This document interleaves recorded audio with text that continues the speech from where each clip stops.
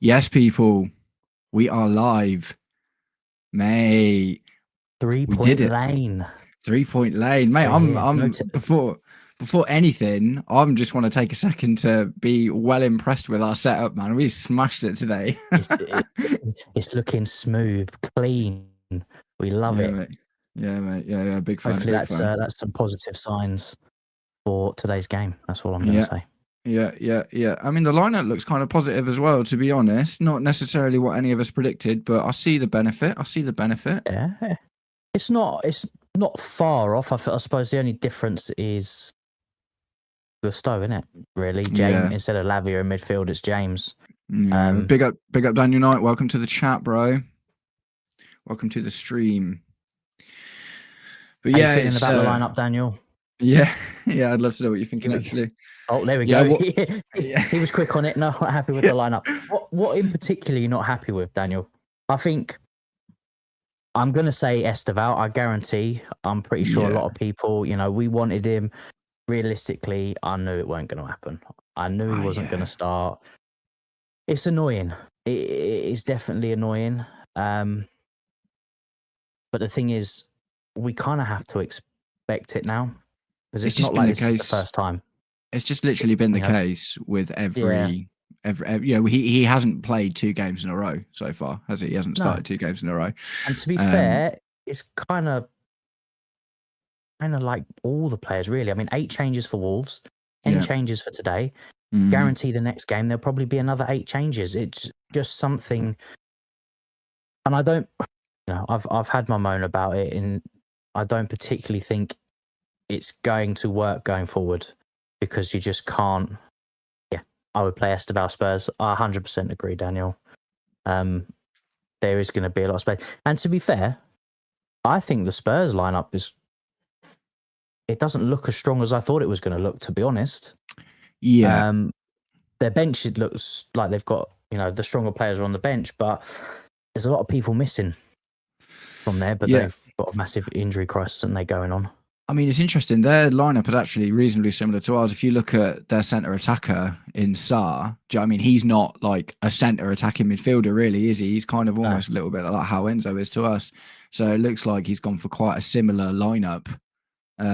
So I think what that means is we're not, it's going to be a tight, like a stodgy kind of game. It looks like, doesn't it? Like not everyone going out and out.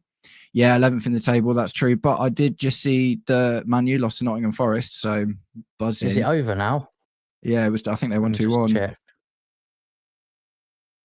Yeah, because they were winning 1-0, and then I switched it back on. Oh no, it's 2-2 now. Oh no! Oh, I thought it was over. Oh, gutter. 81 minutes. But in the 89th minute now, so there's probably like another maybe 10 minutes left to go, depending there was how many stoppages there were in the game. So come on, Forest, you can do it. 2-2. I love Sean Dyche, man. I'm a big Sean Dyche fan. It in a sense, defensively, it kind of makes sense for Nottingham. Yeah. I still don't think getting rid of Nuno was the right thing. That was just clearly a fallout, and getting Ange was definitely not the right thing to do. And now they're with Dyche. Absolutely.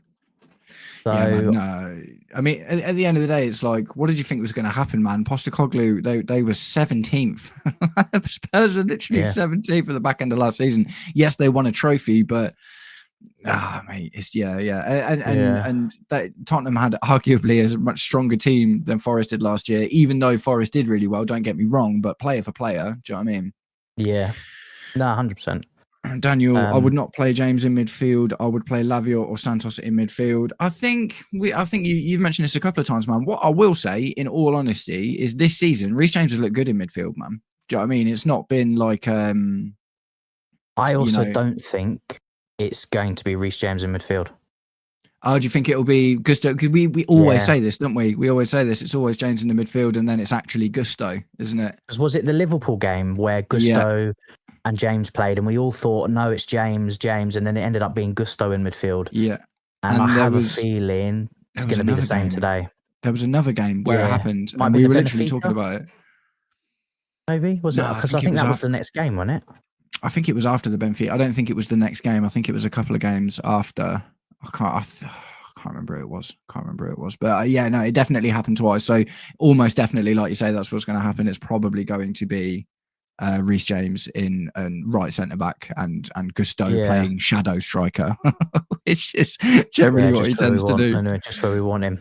Yeah, I would like to have seen Lavia get the start, to be honest. I think I'd rather see Lavia in midfield over Gusto, truth be told. But Gusto's just one of those players, man, and he strikes me. You know how managers all loved Mason Mount because of his work ethic and because of how he listens and he does what he's told and that. I've got a feeling it's the same with Gusto. I think he's a bit of a teacher's pet. Versatility, isn't it? And he can, though we can see the quality. There's a big golf in quality, and we'll touch on the sporting director thing because I know Dave Fallow's been thingy today, and is that like official? He's now joined. Yeah.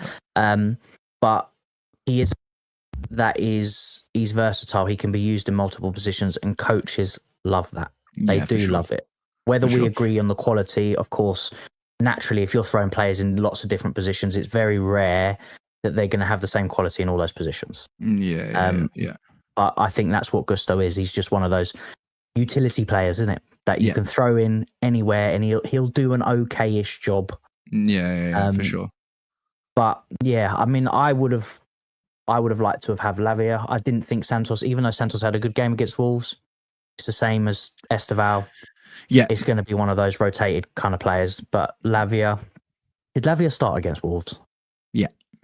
Yeah, it was Lavia and Santos in midfield, wasn't it? They both started.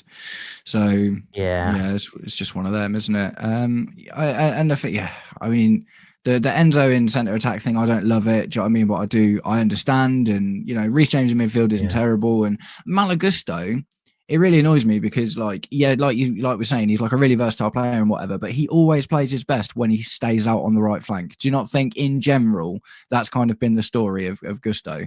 So if he does that today, maybe that's okay, man. Maybe that's okay. Yeah, I mean, it could be James in midfield, and he could just be bombing up that right hand side, and then it would work in his favour. But we're trying to guess on Maresca here, and it's almost impossible at this point. The thing is, though, it is Pedro Neto on the right as well, and Pedro Neto is not exactly an inside forward, is he? He is a byline. If it was an winger. Esteval, it would make sense. Yeah, but Gusto is going to be everywhere but right back for sure. Literally almost guaranteed.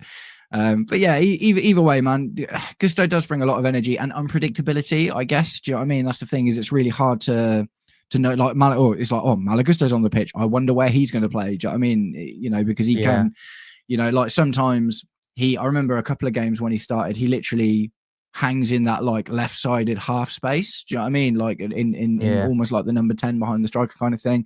But at the same time, he could stay a bit deeper, and Cucurella could also get up and play that role. Do you know what I mean? So the unpredictability factor, I guess, is, important, and Malo Gusto is a good servant at the end of the day, isn't he? Like you say, versatile player. I reckon he's a bit of a teacher's pet. Yeah.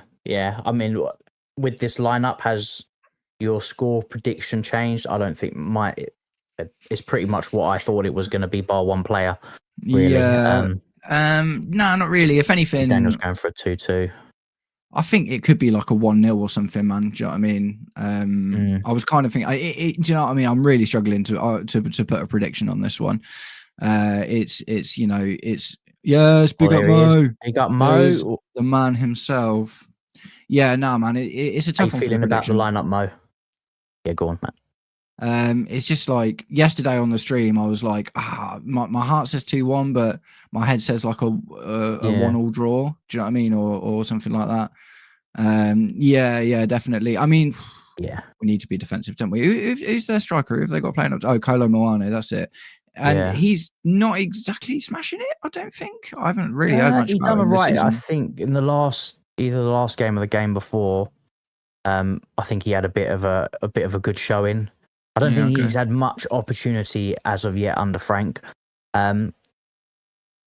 It's hard to see. I've not watched him at all, to be honest. Is Xavi Simons on the bench? Yeah. So they got on. We'll just run through the lineups quickly. So Chelsea, we've got Sanchez, obviously Gusto, right back. We think could be James. Yeah. Fofana, Chalobah, Cucurella. And then you've got James, Caicedo, Neto, Enzo, Garnacho, and João Pedro. Mm. And then for Tottenham, we'll go for the bench first, actually. You've got Josh on the bench, Tosin, Jorgensen, Pato, Lavia, Santos, Esteval, Gittins, and Hughes. So no Tyreek George. Interesting. Being that he's scored most of our forward line goals. Yeah. But, then, for Tottenham, you've got Vicario, is it Danso? Paulinia, Bergval, Kudus, Pedro Porro, Spence, Sarr, Bentancur, Van der Ven, and Kolo Muani. Obviously, in no particular order. Van der Ven is a centre back. He's definitely not playing. It's just number order, isn't it? Yeah. Lowest to and then, lowest, highest. Yeah. So, and then you've got Pinkski, Xavi, Richard, just because I can see the writing a little bit clearer. Richarlison, Tell, Doggy, Romero's back from injury. Johnson's back from injury as well. Odobert and Scarlett, who, is a youth player, I assume, just based on his number. Yeah. So I wouldn't even say their attack is too strong in a sense that makes you wonder why you've sort of appreciate that, Mo. Why we've gone so defensive, but I guess you can't, picture what sort of lineup they would have gone for, but we'll just have to sort of see. Or ended in 2-2, the Forest one. I guess like the lineup says that Maresca's treating it like a big game at the end of the day, and he's kind of gone for solidity over risky attacking flair, because we could have started Esteval in this game and have missed out on a bit more defensive solidity. Do you know what I mean? Which could have hurt us at the end of the day, because they have got good players. So I fully believe Esteval will come on, almost 100%. I've noticed that a lot of times in games with Esteval that he's not started, he comes on pretty early. Yeah, he gets like 55 minutes. maybe. Yes, it's not long into the second half.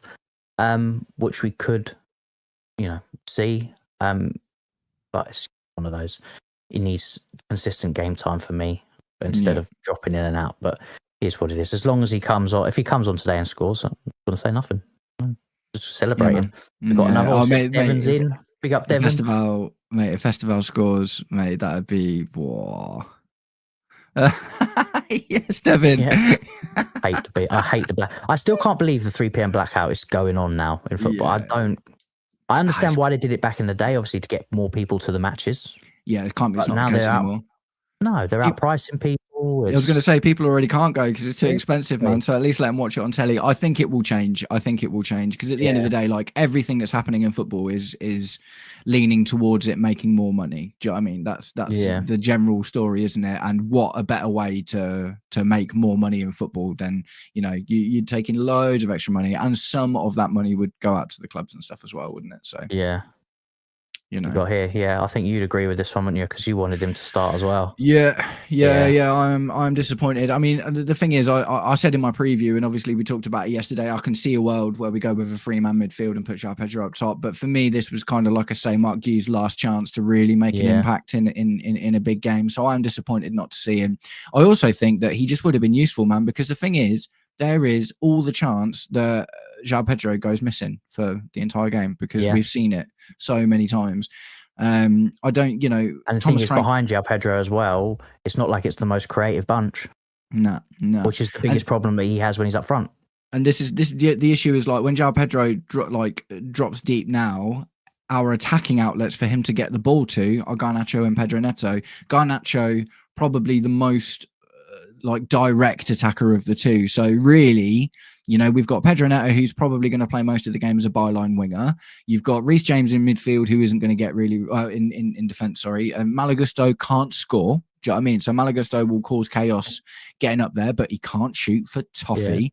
Yeah. Moises Caicedo can get the odd banger from 25 yards. That's it's like, who if João Pedro drops deep, who you getting the ball to? Do you know what I mean? Yeah. Garnacho essentially is the is the option there, isn't it? So this is the only reason why I don't like seeing João Pedro start up top in these kind of games, because his natural pre-dereliction to drop so deep all of the time. It's like, it's just like who you even getting the ball to when you're dropping deep at this point, because it's not like he's gonna beat 3 men and put one past a keeper like that, is it? Do you know what I mean? It's not really how he rolls. So yeah, I thought Mark Gue would have been a really good option for this one, to be honest. In the grand scheme of things, I guess the change you're looking at there is Gue for Gusto, isn't it? In a weird way. Do you know what I mean? Yeah. It's like Gusto will give a lot of energy to the midfield, but Mark Gue stretches the defence and pins people back. Do you know what I mean? Which can create opportunities for people like Enzo Fernandez and João Pedro. But it didn't work last time, did it? That's the thing. Against Sunderland, it didn't really work. So, why would you why should we think it'll work against Tottenham at the end of the day? I kind of think Gue's opportunities ended as soon as Delap came back from injury. The moment Delap was announced to be fit, back in training, I think that was it.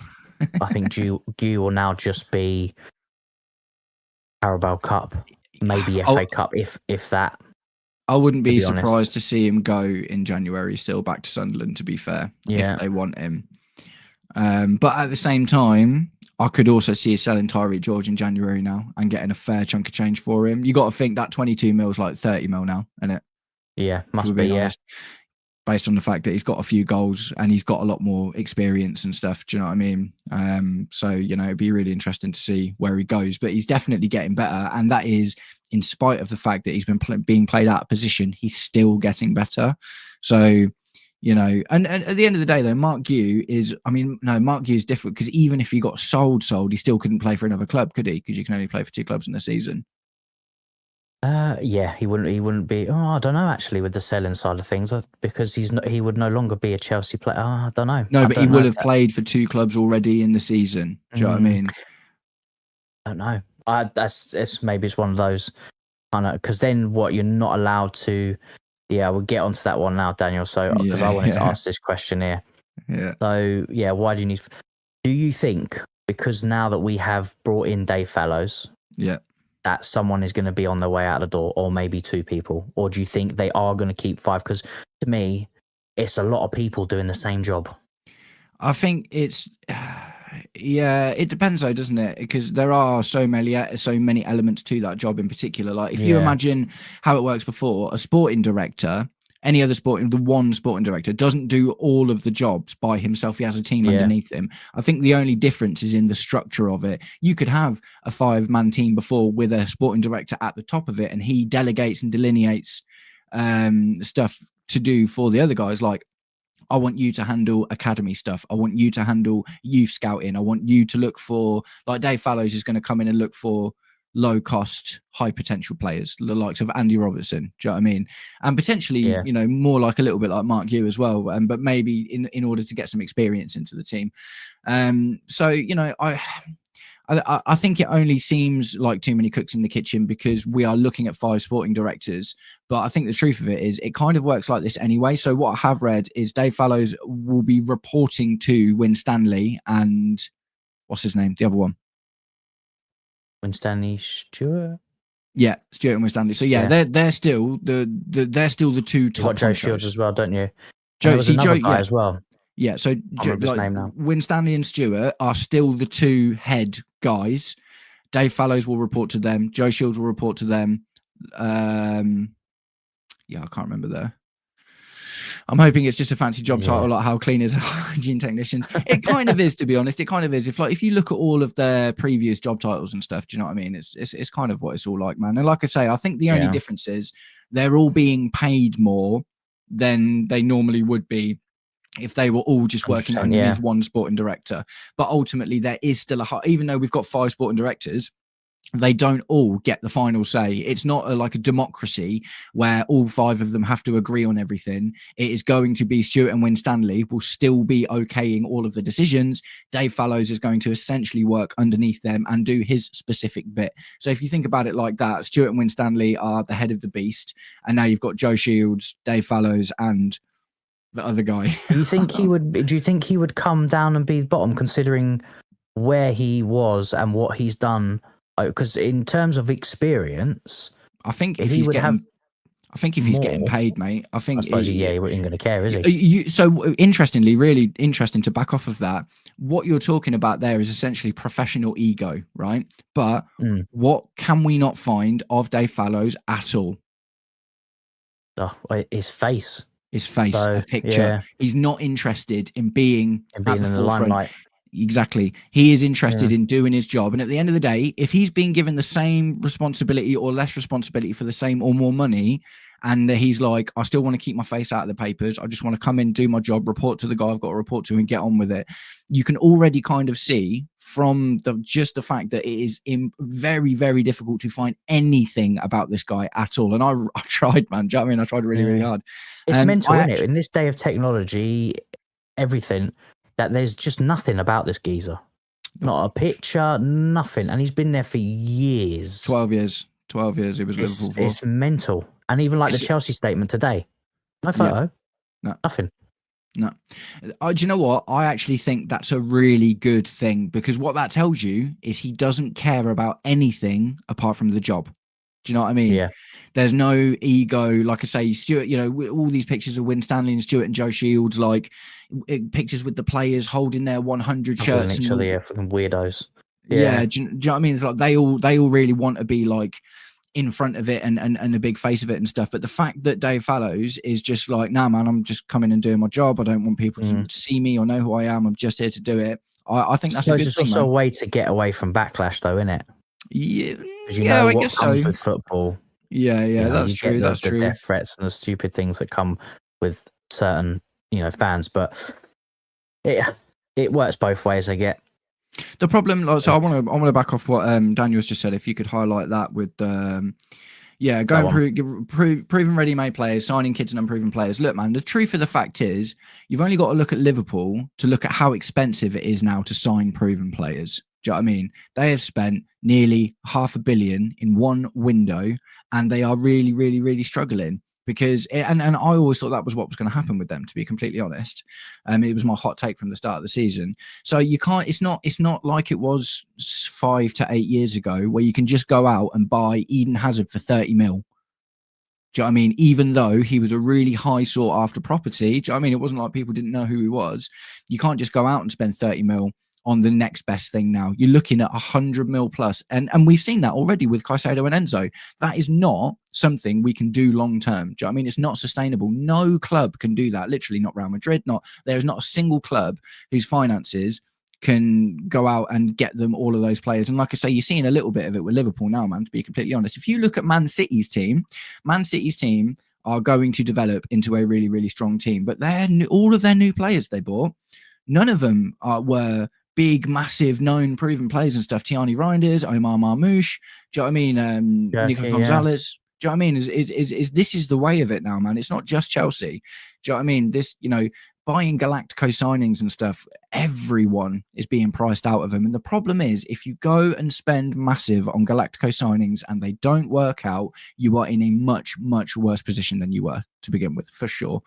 It'd have been like the whole Liverpool's situation, right? So they spent however much they spent, and look how they're performing. If they don't get top 4 or into Champions League or anything like that, this window will come back to bite them next year. Yeah, for sure, 100%.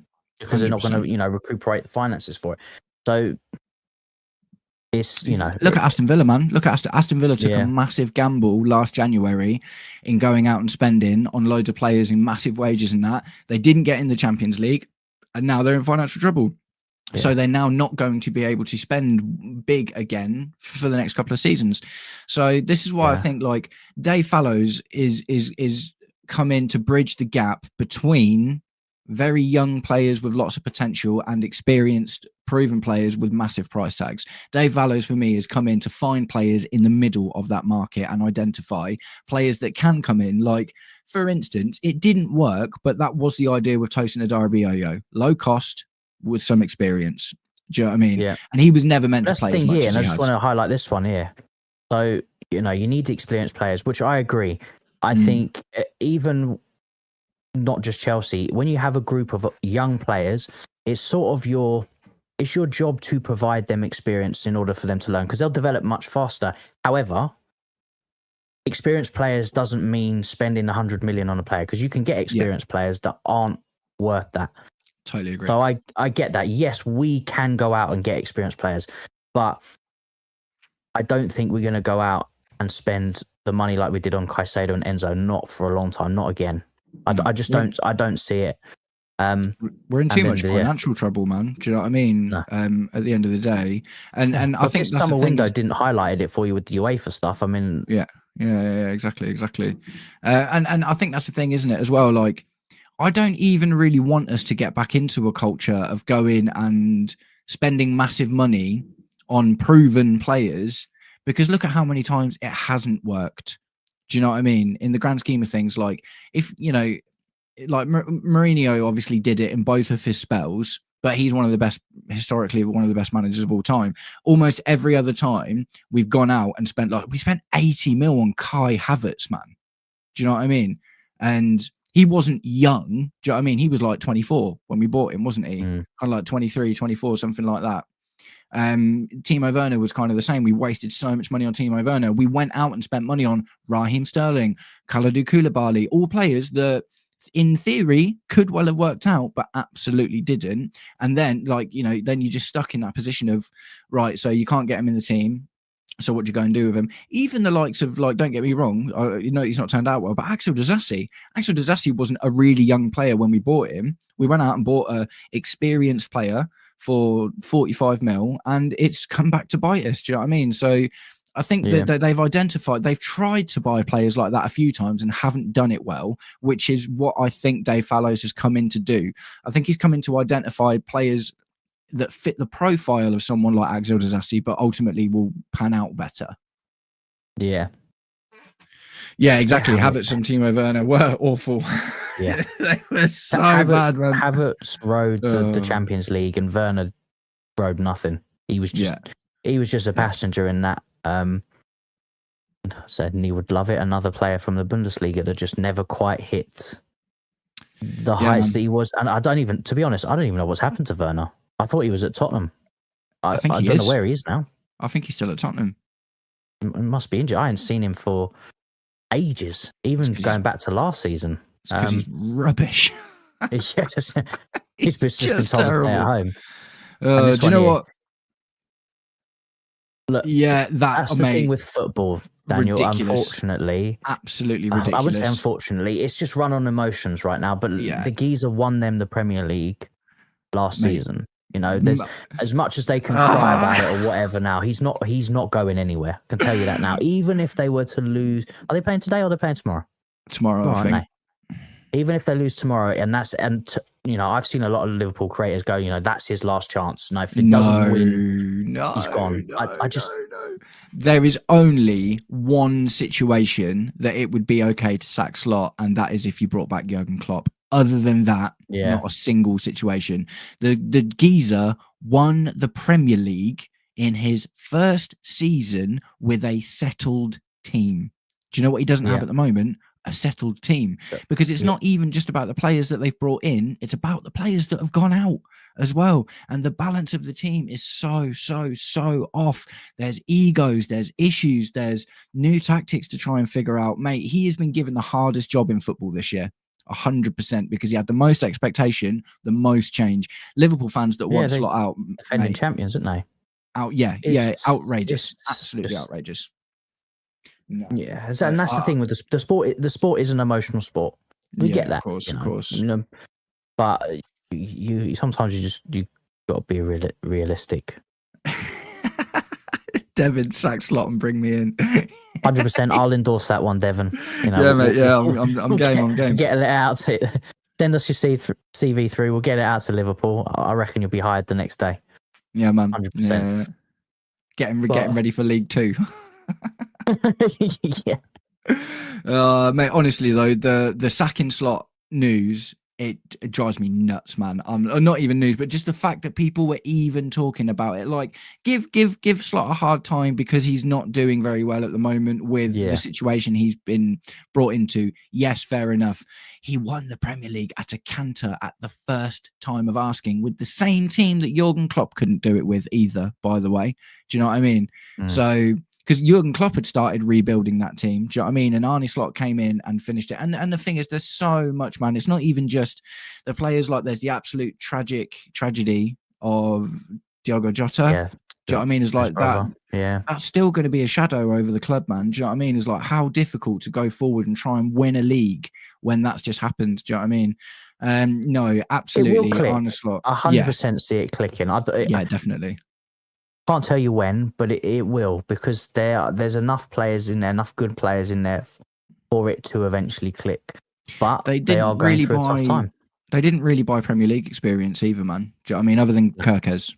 Do you know what I mean? And Kirkes was, you know, you can add Kirkes into an experienced Premier League side and he plays really well. But when Kirkes is your Premier League experience that you've brought into the team, like, do you know what I mean? And the thing he's is, replacing likes of Robinson, who would have been, you know, their most consistent on that left hand side. So it's a big shift. I'm expecting it to change in the next couple of weeks, maybe even starting from tomorrow. But it's not going to keep going down. I still think they'll easy. Well, maybe not easily, but I still think they're bang on for top 4. Do you know what I mean? Yeah. And the thing is, I think that if you realistically and this is part of the problem with football as well, is how often realistically do you see a team buy a load of players and win the league straight away? It's so rare. It's not that it never happens, but like Blackburn Rovers, that's basically what they did when they won the league, wasn't it? But at the same time, it's like, it's so rare. Like when Mourinho came back in, he did it in his second season. Antonio Conte, we didn't buy lots of new fancy players. That it was a system change and a tactical thing, and we still had a settled team at that point. Do you know what I mean? And yeah, it's just crazy to me, man. It's just crazy to me. Even the concept of sacking Slot because he's going through a difficult period with £500 million worth of new signings that have all almost gone into the first team and lost some of his stalwarts that have been there for years. Like, mate, absolute madness. Can't you know, from the biggest thing, they're obviously going, you know, obviously new players embedded. They're going through. I think there's definitely something tactical that needs to be changed. And I think that would probably solve it. But that is Liverpool's problem to solve. Like, main thing we got to focus on is us right now. And I think we got Daniels. Devon, what do you reckon the score is going to be for today? Give us your predictions. Quick shout out to Devon's profile picture, by the way. Big fan. Little Azuril plushie. Love that. Azumaril. It's a big game for us today. Yeah, it is a big game. Huge game. And like, there's like the Wolves game, right? We won, and you go, oh, you won, you should be ecstatic, but the performance was poor. Yeah. And, you know, we highlight it, we're upset. Today, I don't care if the performance is poor. Same. Just want the win. Yeah, just 100%. Win. I don't care how you play, get over the line. And it comes to those, it's dependent on the team you're against. Like, if you're against a team that's weaker, that you're expected to beat, and you play poorly, of course, you're going to criticize it even if you win. But if you're coming up against a team that's, you know, is better, that's going to come maybe toe-to-toe with us, I don't care what it is, you find a way to get over that line. Even 100%. If it's a freaking deflection off your backside, you don't even know if it's gone in the back of the net. I don't care. You just win. I think that's how it feels today, isn't it? Like you say, man, if we win, if the game plays out almost exactly like the Wolves game did today, I will still be buzzing. Do you know what I mean? I'll be like, yes. But obviously that's because Wolves have got 2 points in the Premier League and Tottenham are above us in the table as well. Do you know what I mean? So it's like the nuance definitely makes a difference. Yeah. As you go, so generally no idea. It's unclear with this. Yeah, that's true. 2-1 Chelsea. Going for the win, 2-1. Yeah, I think that's probably what we were feeling, either a 1-1 or a 2-1. I'm not feeling Tottenham can beat us. But again, this could just be the Spursy bias that I don't think I can ever feel that. I think, I don't know, for me, man, it's a little bit like I feel the same way about this game as I do going into most games this season, where it is just really, really difficult to predict. Us and Spurs are having quite a similar season, to be honest, to be completely honest, down, like really, really up and down. I would say that they've got a better manager than us and we've got a better team. So the balance is a little bit off, and ultimately I love what Nee said in the stream a little while ago, where it's like players half and managers half. That could really come into play today, because if our team goes out and does really well in the first, and that's what happened in the Wolves game. Do you know what I mean? The players smashed it in the first half, and the manager let us down in the second half. Do you know what I mean? And if that's what happens today, I don't know. But at the end of the day, also Maresca, for the most part, is known to rise to the occasion as well since he's been with us. That's what I was going to say. Yeah. When we lose or we draw, it's normally against a team that we think we should be winning against. Do you know what I mean? And that's why it's frustrating. That's quite a Chelsea thing, though, over the recent years, that it is the teams that we're expected to pick up points against that we don't pick up points. Yeah, that's true. It's the teams that guarantee. You'd have a small minority that felt we could get something out of Liverpool. I was one of those, but there was a lot of people going, especially after the back of our previous performances, there's just no chance we're going to get battered. Because at that point, I think Liverpool only had lost one game anyway. I think it was Palace. That was it. It wasn't like they were on this stinky run that they're at the moment. But when we are coming up against the teams that are doing well, we do tend to rise to the occasion. There are the odd game where we don't. I think Arsenal last season was one of those. Let's check the stream. I'm looking at it on my studio, and it's like a couple minutes behind on my studio. So I'm just going to quickly check on the website. Yeah. No, I totally agree with you though, man. It's I just think this one's really difficult to call. I think that more so than any game we've played this season, this game could literally go any way. It could be stodgy and defensive and be low goals. It could be crazy with loads of goals everywhere. Do you know what I mean? Another 4-3. But just feels like it, doesn't it, man? You just don't know what you're going to get with this team. You don't know what you're going to get this team. You don't know what Tottenham's going to turn up. Yeah. No, absolutely. And of course, it's not Ange anymore, so we haven't come up against this Tottenham side yet. Yeah. Massive shout out to everyone in the chat, by the way. We're already on 11 likes, and the game hasn't even started yet. Boom. So boom, mate, yeah, buzzing. Nice one, guys. Thank you very much. So, do you know one thing we haven't talked about? Wesley Fofana in the starting 11. What do you think? I knew it was going to happen. He's more I would say he's probably the most mobile defender that we have. He's probably maybe a toss up between him and Josh. But I think Fofana is quicker. The thing with the Fofana is he's not played really any minutes of late. This is his most notable. Must be training well though. Must be that's the thing. I would hope so.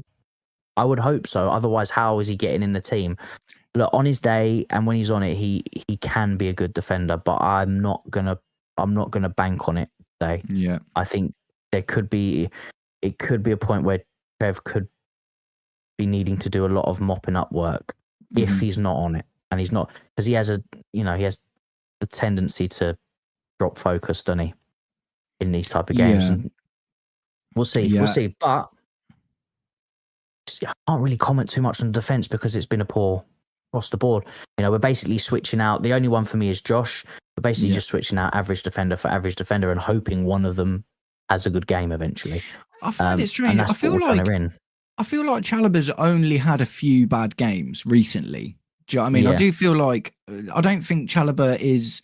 I feel like he's getting a lot of stick, and it isn't necessarily pertaining to his season-long performance. I think for the most part, it's seniority though. That's the problem. Like when you've got a 19-year-old, because I love Trev.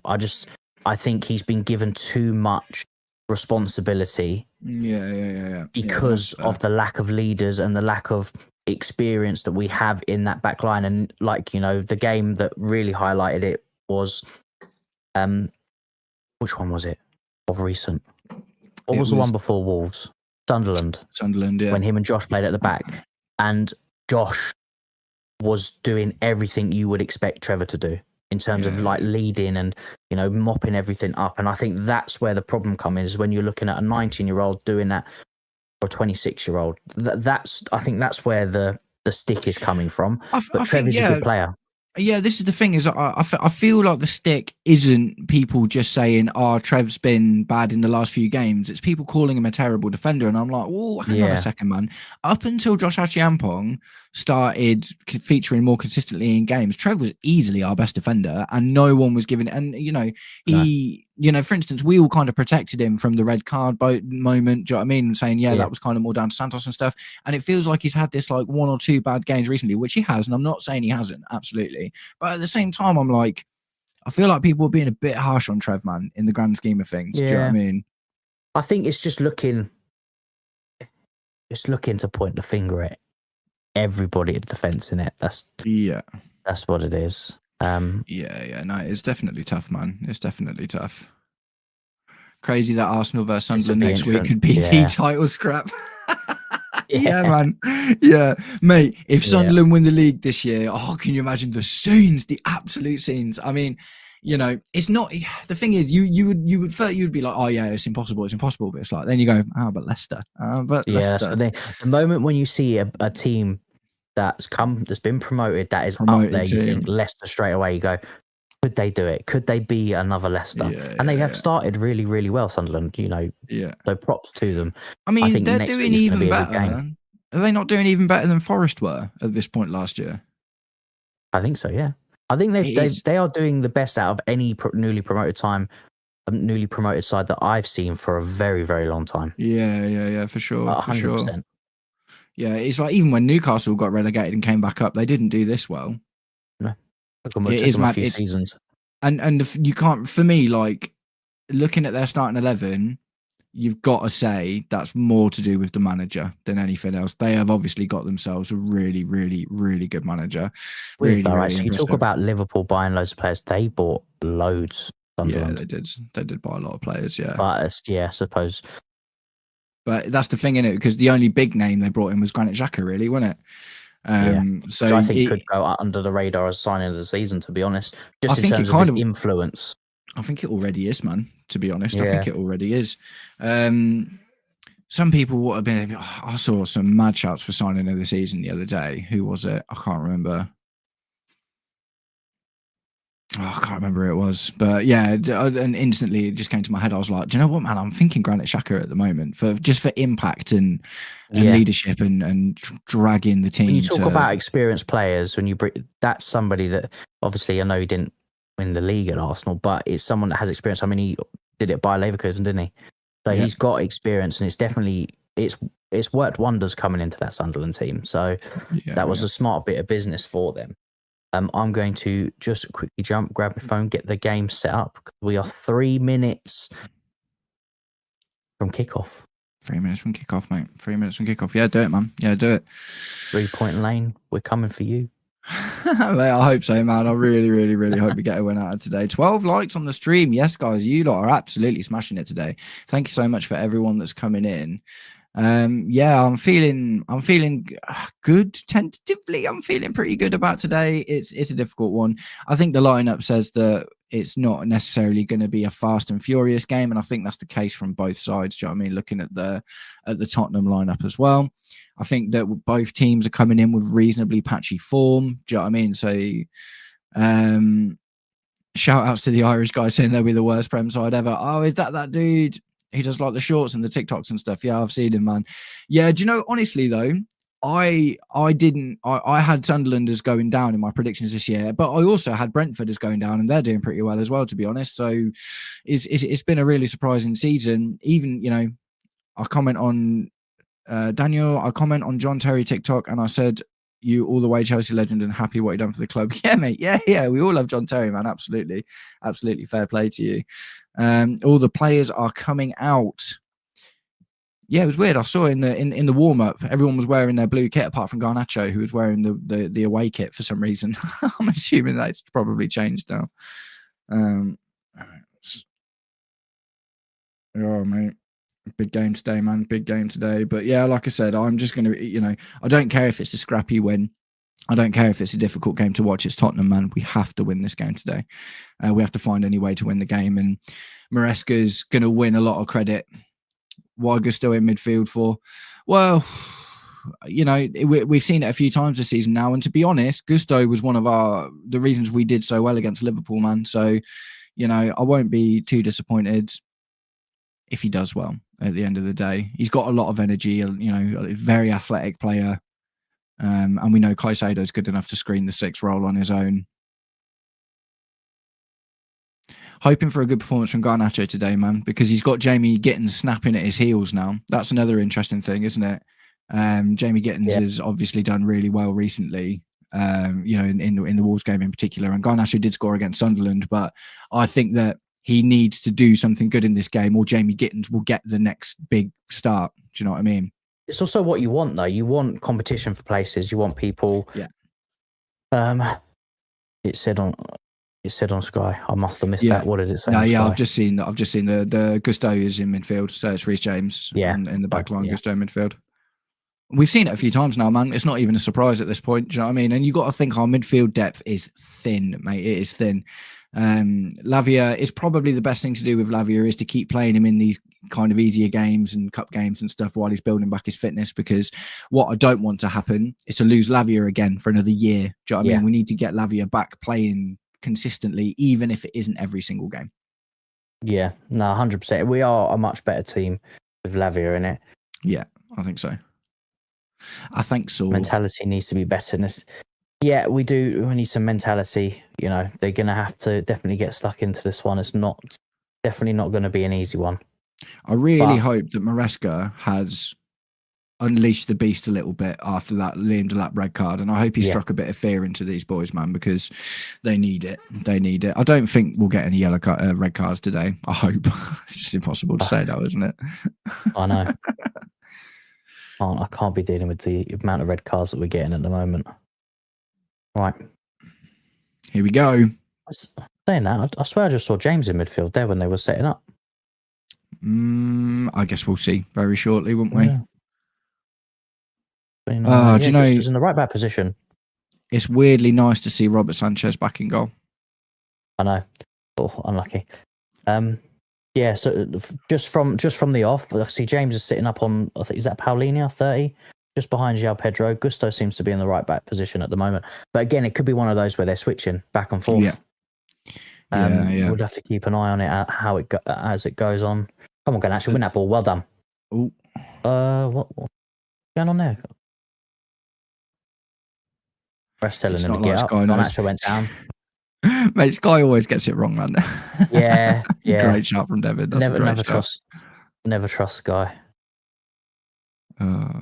I'm on 50 seconds, by the way. Me too. Yeah, sweet. So, is that Kudus playing on the? No, is that Jedsport? Have they got Kudus in the starting 11? Yeah, I'm pretty sure he's out on the right hand side, so on Cucurella's side. Yeah. Okay. Yeah. Well done, Cuckoo. Oh. Hold it up. Can you hold it up? It started with some aggression, isn't it? They're not. Yeah, getting stuck. Oh my god. Oh, lovely. Keep it in. Oh. Come on, keep it down. Oh, they are going for it. Oh dear. Right. Yeah, it's definitely gonna be one of those games, and I'm not gonna grumble it. I do like a physical game. Yeah, man. Yeah. I just not when all of our players are made out of glass. Yeah, true. Yeah, it's cheese. I mean, because 3 of our players supposedly aren't training every day. Yeah, that's true. Oh, lovely. Well done, Joe. Yeah, it was good. Okay. I want to see something from João Pedro today, man. I really, really need to see something from João Pedro. Yeah, he needs to, because this rut can't keep continuing, because it's just going to get worse. He needs to, even if it's just a scrappy goal, he needs to get something, or just put in a decent shift. Mop that up, please. If we don't win, pressure will be Enzo Maresca and we will be in the bottom half. I don't really think that the points tally matters until you're nearly halfway through the season, does it, to be honest? Because it can, for instance, Sunderland being so high up at the moment looks amazing, and I'm not taking anything away from them, but they've only got to lose 2 games for that to be for that to change. Do you know what I mean? 2 games in the whole season. From 10 to, apart from Arsenal, from 10 to second, the points are very close. Yeah. And great, we've got player down there, João Pedro down. And Arsenal have been put 12 points in front by Christmas-ish before and lost it all in the second half of the season, haven't they? Was it last season they were 10 points ahead? Yeah, I think so. Yeah. So it can literally change in a heartbeat. Yeah, especially at this moment in time. Yeah, 100%.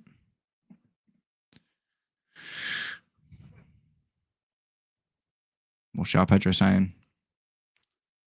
I can just see him talking to Van der Ven, I think it is. Yeah, I think he caught him on his ankle, didn't he? Oh, is that the Tottenham medical? Are they doing I think they're doing it must have been a head injury, maybe? Yeah. It's like a head injury check, maybe? Yeah. No, he's making him like look at his finger. He's still got to go off the pitch, though. Yeah, 30 seconds, isn't it? Head injury. Yeah. Well, no, any injury now, isn't it? 30 seconds, but if it's a head injury, yeah. So, was that a foul on Pedro? And or did Pedro foul him? I'm not too sure. Is it? Oh, I think it's Bergvall. Is it Bergvall? Yeah. I thought it was Van der Ven, but not too welcome, sure. Holly Cash in to the stream. Nice to see you. Thanks very much for coming along. How dare you, Holly? Look, guys, a shout out to Holly. If you are a Man United supporter that's lurking in the background, please go check her out. Great content, great channel. And if you just love football, go check her out. And secretly, she loves Chelsea. She told me this personally. So she's just joking with that one. And if you do love gaming, go check out her Twitch. And for me, request a horror game, please. She loves horror games, and it's a good laugh. Thank you for joining, Holly. Open world RPGs. What happened with United, Holly? That streak's over now, isn't it? They played the mighty Sean Dyche. That's what happened. I can't believe it. You know what? What's the chances that... no more horror. You love them, Holly. Horror games are the best. What do you think? Do you think Sean Dyche could do something with Forest? I think he'll stop him from getting relegated. But the truth is, we've never seen Sean Dyche. I think this will be the best team we've seen Sean Dyche with, to be honest, because that Everton team was tragic, man. Do you know what I mean? I don't really blame Sean Dyche for Dyche ball. Yeah, but that's the thing, man. That's what Dyche does. Though, isn't he? Yeah. Do you think? Honestly, right? So you've seen how football is like changing now with all these set pieces. Do you think the likes of Sam Allardyce and all these old school managers might come out of retirement now thinking, I've got a chance, football's changing. I think there will Xavi Simons coming on for Bergvall. Oh, must have been quite a bad I didn't really see the injury. No, I didn't really clock it, man, but they didn't really show a replay either, so that tells you that normally that it was a bit savage, doesn't it?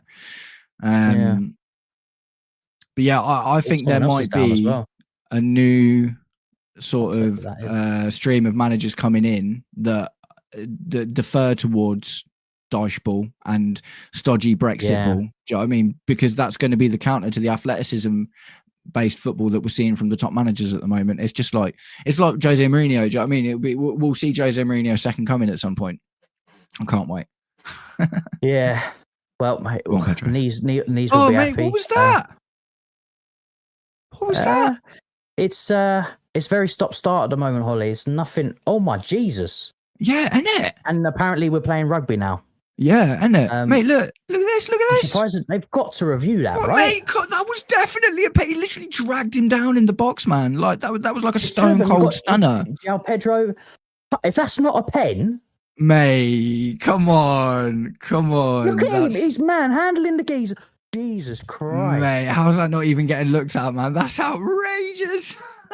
Come on. He literally he suplexed him in the box. That's freaking mental. The thing, and the player just in front of him as well was grabbing João Pedro. But absolutely brutal. Well, Knee's gonna love it now. Simmons is on because that's the one he was watching. Hopefully he comes on and has an absolute stinker. But yeah, it's not. I wouldn't say there's any rhythm in the game so far. It's very stop-start. There's lots of fouls going on. It's been a bit of a spicy game. It's been like watching UFC. Yeah, got the ball with Fafana at the moment. There's so many reasons for this to be a charged game, though. If the rivalry obviously being the first one, the derby, but the fact that both teams are coming off of patchy periods of form and are at similar spots in the Premier League at the moment as well. Do you know what I mean? So it's going to be a testy game, and I'm here for it. I'm not going to lie. As long as no one gets injured, I'm not. Just no red cards. I'm not for people getting suplexed in the box though, man. I didn't sign up for. What Uncle say though, mate? His shielding is unreal. Yeah, he's so good, man. He's so good. It did worry me that we had to bring him on for the Wolves game. I just wanted him to have a rest for a change. Yeah. But we'll maybe a couple minutes has kept him a tiny bit fitter and fresher. I don't know, man. I don't know. I'm not even sure how much difference it makes at that point. Like, does coming on for 10 minutes really make a difference to your fitness? No. Right, we need to get a foothold in now. Tottenham having the ball. Yeah, man. Feels like we need to slow it down a bit. Do you know what I mean? Yeah. It's very rare that I want to see the centre backs passing it around each other, but I'm kind of there at the moment. Don't let him through there, James. Well done, Cookie. Go on, Garnacho. Go on. Actually, I don't think Uzi's up. No, he's not going to outrun him. Never mind. We can dream. Yeah, so James is in midfield then, and Gusto is out on the right. I love that they changed it on Sky because they were like, oh, last time, this time Resca's gone. Now this time it's actually Reece James in midfield and Gusto a right back. I'm going so far. I'll be honest. I think Tottenham are kind of winning the midfield battle. I'm not going to lie. Every time the ball's gone into the middle, every second ball they're winning. First 10 minutes is, it's really difficult to maintain this level of pressure. Great ball, Enzo. Want us a free kick, João Pedro in the middle of the park. Quickly taken. We want him to hold up the ball. Go on, lad. Oh, he's Pedro. Come on. Go on, Pedro. Oh, yes, he done him. Go on, lad. Go on, lad. Oh, come on. It's his end product, isn't it? Yeah. Holly, what you guys thinking of Garnacho so far? I think we just haven't seen enough of him, man, if I'm completely honest. And it feels crazy to say that because we're like getting towards halfway through the season already. Yeah. But, we've only seen him play 90 minutes a couple of times and he scored a goal against Sunderland. I'm not absolutely buzzing about him, and I don't think that he's a flop. Do you know what I mean? I think it's, there's still time for him to really settle in and kind of explode. The thing with Garnacho as well is you look at the other players that we're talking about, like Gittins, that's cost us 55. He's cost a lot less than that. I still think there's something in there. Oh,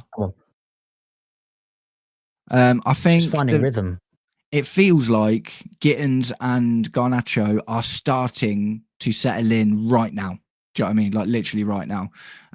So, it seems like the cobwebs have started to clear a little bit and both of them are having reasonably good showings kind of back to back at the moment. So the ball is currently in Garnacho's court. The thing with Garnacho, before he did join us, it's not like he was training either. No, that's true. He might have been doing some individual stuff, but he wasn't with United or anything because obviously they had that massive fallout. He was barely playing by the end of the season, man. Exactly. Do you know what I mean? So he's had to gain, obviously with Gittins, he was still playing in the Club World Cup for Dortmund. But yeah, it goes on here. He is frustrating at a time, but he is 20, what's he, 21, 20? Yeah, 21. So, and if you think how many games he has played in the Premier League, and that's the biggest thing, the best league in the world, the most physical, the quickest. He's played a lot of games, and at times, obviously not recent times, he was, quite a star for United in certain occasions. There was a lot of promise behind him, and for whatever reason, there was a fallout. And I know his attitude can be a problem, and we haven't seen it yet at Chelsea, but obviously we've seen it at what went down with United. The thing is, his attitude only became a problem when it became evident that there was no place for him in the team anymore. Do you know what I mean? He was actually like super pro United for a really long time, wasn't he? He was like the poster boy for United's progress for a little while. And last season, man, to say he's frustrating and to say all this, that and the other about him, 21 combined goals and assists in a season that United finished 15th. Yeah. Do you know what I mean? Like that. Exactly. And he improved his output every year whilst United kept on dropping further down the table.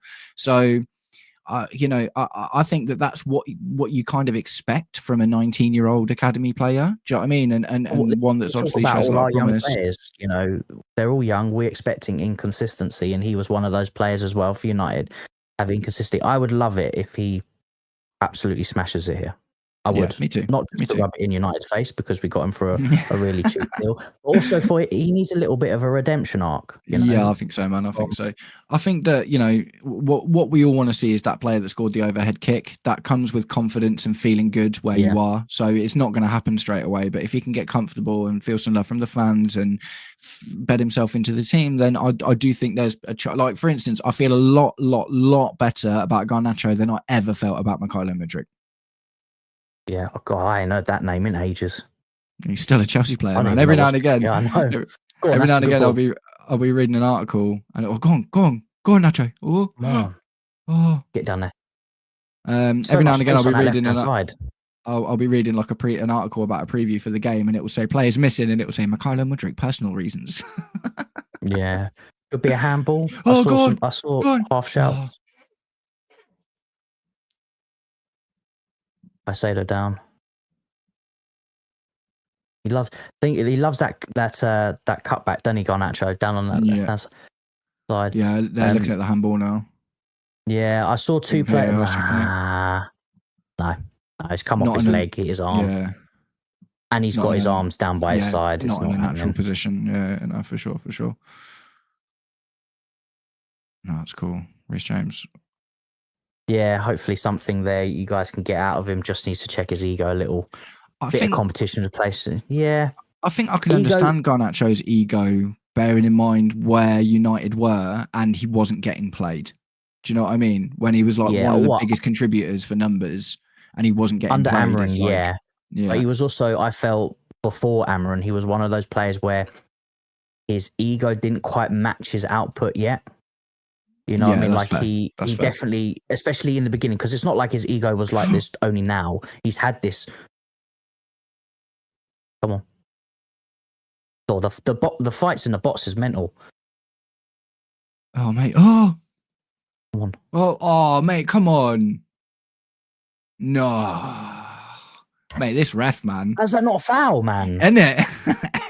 What I'm saying, brother. Like, no. This is outrageous. Oh, mate. Savage, man. That's brutal. Who is this ref? Honestly, he needs to go to fucking Specsavers.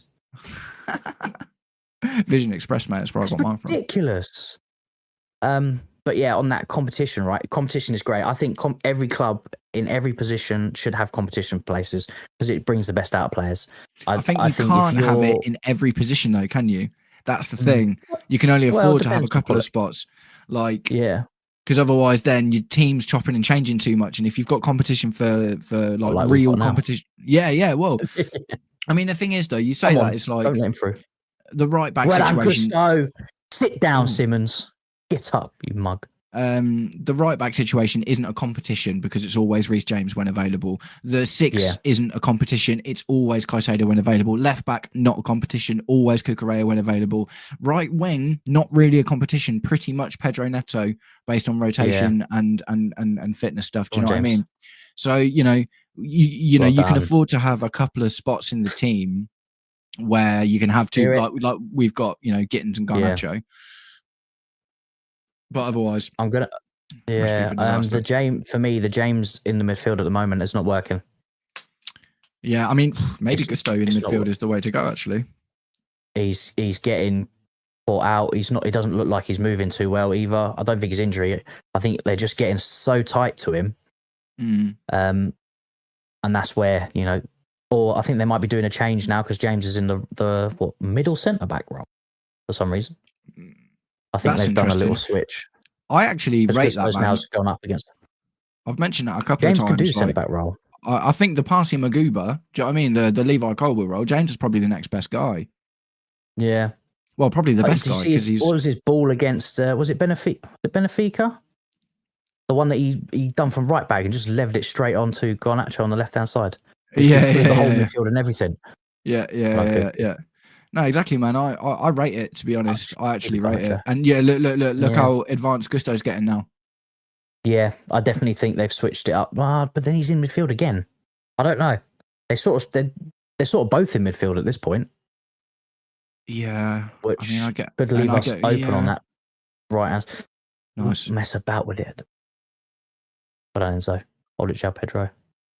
This is the issue with our formation, man. It's just like it's that who do you get the ball to when you want to attack? And lovely goal kicker, Oh, go on, Nacho. Go on. Come on. Oh, come on. Oh. Hit out again.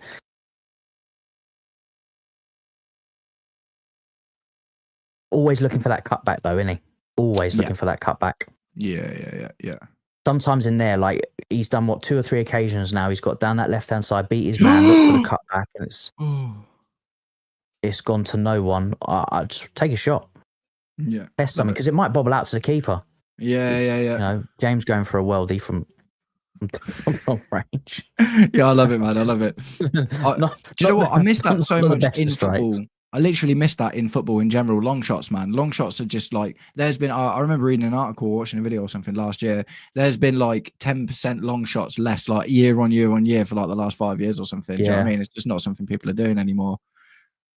It's sort of like overplaying. We want pretty goals. Rather than, mate. Than, ooh, Nacho. Come on.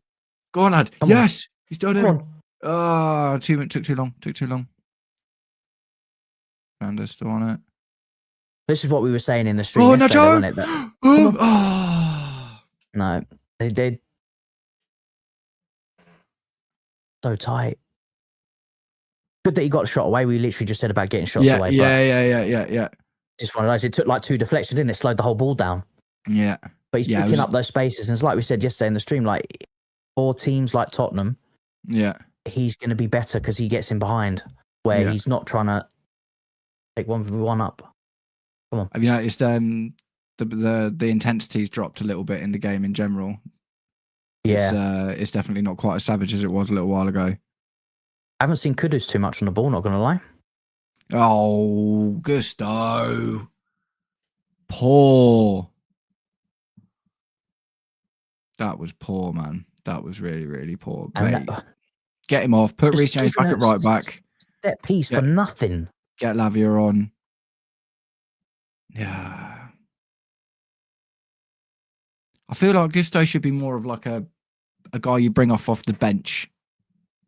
I wouldn't say see games out because then you're trusting him to get into the game straight away and then do his defensive duties, which he had one job there and he's just kicked out of play. He kind of strikes me as the sort of guy that you just need to every now and again, just like if you need some energy or he's like the definition of fresh legs, isn't he? At the end of the day, yeah, because to be fair to him, he don't stop running. He's got a bit of an engine on him. I'm going to lose my mind the first time he scores a goal. I don't care how scrappy it is. Almost at the Club World Cup, wasn't it? Almost. Yes, forced an own goal, didn't he? Ooh. All in. Good header, Trev. Trev. And again, double header. Another corner. Yeah. It was marshalling the back line there. It was good. It's been really broken up. The game, hasn't it? It's been like. Yeah, you had the spells where Tottenham were kind of on top, and then we've just had a bit of a spell. Seems to have switched now to us. We're a bit on top. Obviously, bar these 2 corners that they've got, we've gifted them.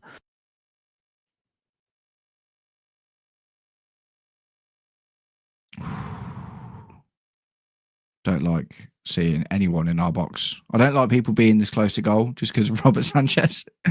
No. Goes down. Simmons on the ball on the left-hand side. Yeah, see you later, mate. Ball cross. Oh, good catch. Sanchez doing actual goalkeeper things. No, he looks like he's limping a little bit. Don't like that. No, I don't want Jorgensen to come on Sanchez. Wrap it up, mate. Stick a plaster on it, please.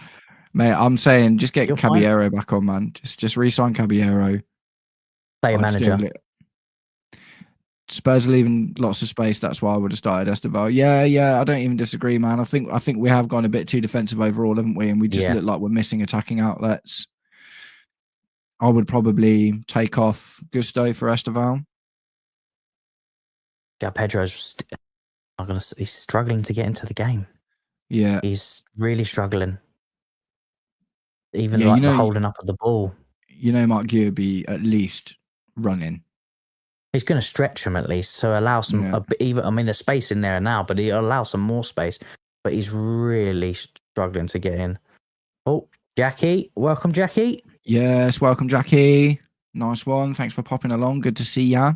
Don't forget to like the old stream. How you feeling about the game, the lineup so far, Jackie? It's just a bit boring, isn't it? But kind of expected it, didn't we? A bit cagey. Nothing. To be fair, I don't think there's, apart from the Garnacho one, there's not really been any shots Reece James on target. Trying to score from like 25 yards. Yeah, but like not on target or anything like that. No, not really. No, it's not been a game of chances so far, is it? No. Reece James seems to be back in midfield now. They are changing up quite a lot, aren't they? You were in earlier. Oh, Garnacho. Cut back. Oh, no one there. Mate, did you see João Pedro looks so slow sometimes, doesn't he? I think the injury is still plaguing him, man. I'm not going to lie. Yeah. And it's not boding well for us or him because you obviously the muck a bit, the lap. Yeah. Getting himself sent off because we probably could have used him in this one. Yeah, I mean, I think we're gonna naturally now just heap loads of pressure on the lap when he's back, and I think that's unrealistic. Do you know what I mean? Because he wasn't, he was Ipswich's striker last year, and all of a sudden we're expecting him to solve all of our goal scoring woes. It's like, no, it's just to get João Pedro out the 9 because that's the ball in. Oh, that's some good hold up play, but there's nothing around him, and that's the problem with not having a 10 behind him. Well, that's the thing, innit? Is like he shouldn't be.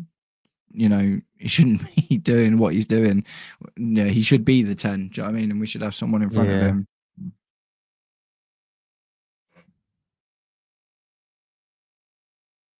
Esteban needs to come on in second half. I think he will. I don't know how early. I think maybe the 60th minute. I reckon he'll come on, but I don't think it will be before then. I'm not going to lie to you. There's a couple of times 0-0 at half time that Maresca's made changes at half time. Oh. Close him down. Oh. Defending hasn't looked terrible today. Do you know what? I've barely seen Fofana, actually. Yeah. I think most of it's been down sort of the right and left back side. It's not really been down central, apart from the corners. Yeah, that's fair. Yeah, another player down. They're dropping like flies at the moment, Spurs players. Hopefully none of our players decide to follow suit. Hopefully they can absorb more injuries, to be honest. They can absorb all of the injury juju today. Yeah. The goalkeeper as well. Oh, Vicario. Who else have they got? I don't actually know. It must be that. Was it Kinks? I want to say his name was. What a name! I could be wrong. Yeah, I'm not sure, man. I'm not sure. Could be wrong, but ship on one.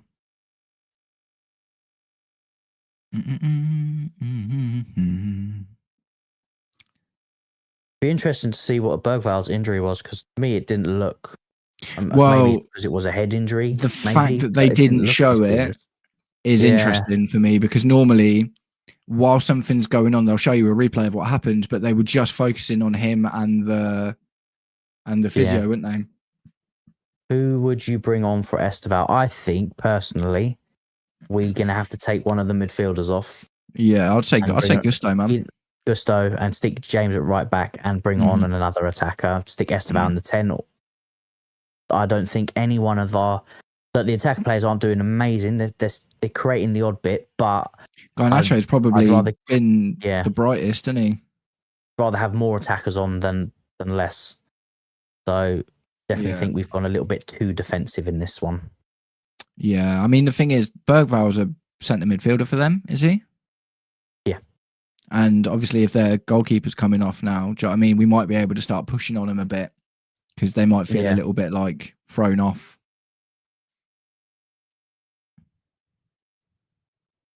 Potential to take advantage of their dwindling first team. Yeah. This the game where we beat them 4-3? They had a lot of injuries in that game too. This game reminded me of it. last season they had the worst injury record of all the teams. Their injury record was worse last season than ours is this season. It was absolutely outrageous. But it Archie made Gray sense was playing in because- centre back for most of the season. But it made sense because of Ange Ball, because of how high press was. This is obviously different. A tactical switch, good header out. Well done. That's Pedro. Everyone's getting injured this season, man. Do you know what I mean? There's so many injuries across the board this season. Too much football, innit? I think the Club World Cup's had a lot to do with it. Not obviously, I know not all the players played and whatever. For us in City, I think it had something to do with it. But just the crazy amount of football, like the introduction of the Conference League, and more teams getting European football and stuff like that. Yeah.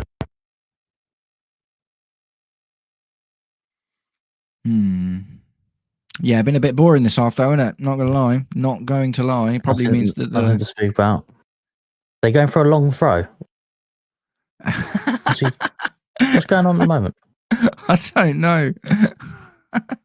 The ref's gone over to talk to him. I see all our players there's there, like little bottles of Jack Daniels being thrown on the pitch, mate. Definitely Tottenham fans. Nah, that's Chelsea fans, isn't it, man? Come on. 100%. Yeah, for sure. That's definitely Chelsea fans. That's new, man. I've never seen that. I've never seen little bottles of Jack Daniels being thrown on the pitch. They definitely don't sell them inside the stadium, I can tell you that. Do you know one thing I will say? Like, when a first half like this is so boring, I do start to think, what am I going to talk about in my review? Yeah. Long throw the first half was boring. Sanchez. Oh. We're looking to break quick. Yes. Go on. Out wide. Yes. 3v3. Yes. Come on. He's got it. He's still got it. He's still got it. Gusto. Quick throw. Quickly. Oh, no, it's too late. It's the wrong player we wanted on that ball. Colin needed Pedro Neto on that ball from Gusto. Yeah. Shame. Yeah, Gusto's not really adding to the game, is he, to be completely honest? I sort of back Daniel. I think Gusto for Esteval second half. I'd be okay with that. Yeah. Mind you, the ball from Enzo to Gusto weren't great, to be honest. No, that's true. Oh, go on, lad. Yes. Oh no. That was your He's got to be taking those opportunities, man. Oh, you've got to score that. Oh, you've got to score that, man. That was such a letdown. João Pedro Club World Cup, he chipping the goalkeeper. Chipped it, mate. Yeah. He's 100%. Mate, that was such a letdown, man. That was such a massive letdown. What a shame. Bottom on attack. Kudus. Yeah, mate. That's a bit of a hit. A bit of a strike, innit? Brutal. Absolutely brutal. Savage. That's good. It was good work from Garnacho pressing up to win that ball, but João Pedro, you've got to do better there. Yeah, maybe Maresca can go in at half time and just say whatever Vitor Pereira said to the Wolves players in their half time. I feel like we don't engage in the high press enough, man. Do you know what I mean? That's wise. Oh, not lose it there. Simmons on the ball on left hand. It's been done for final. Well done. Yeah, just lost it again though. There. Good tackle. One good thing. Great more bad tackle things from Gusto. Simmons not doing too much, which is what I like to see. Yeah. Yeah, agreed.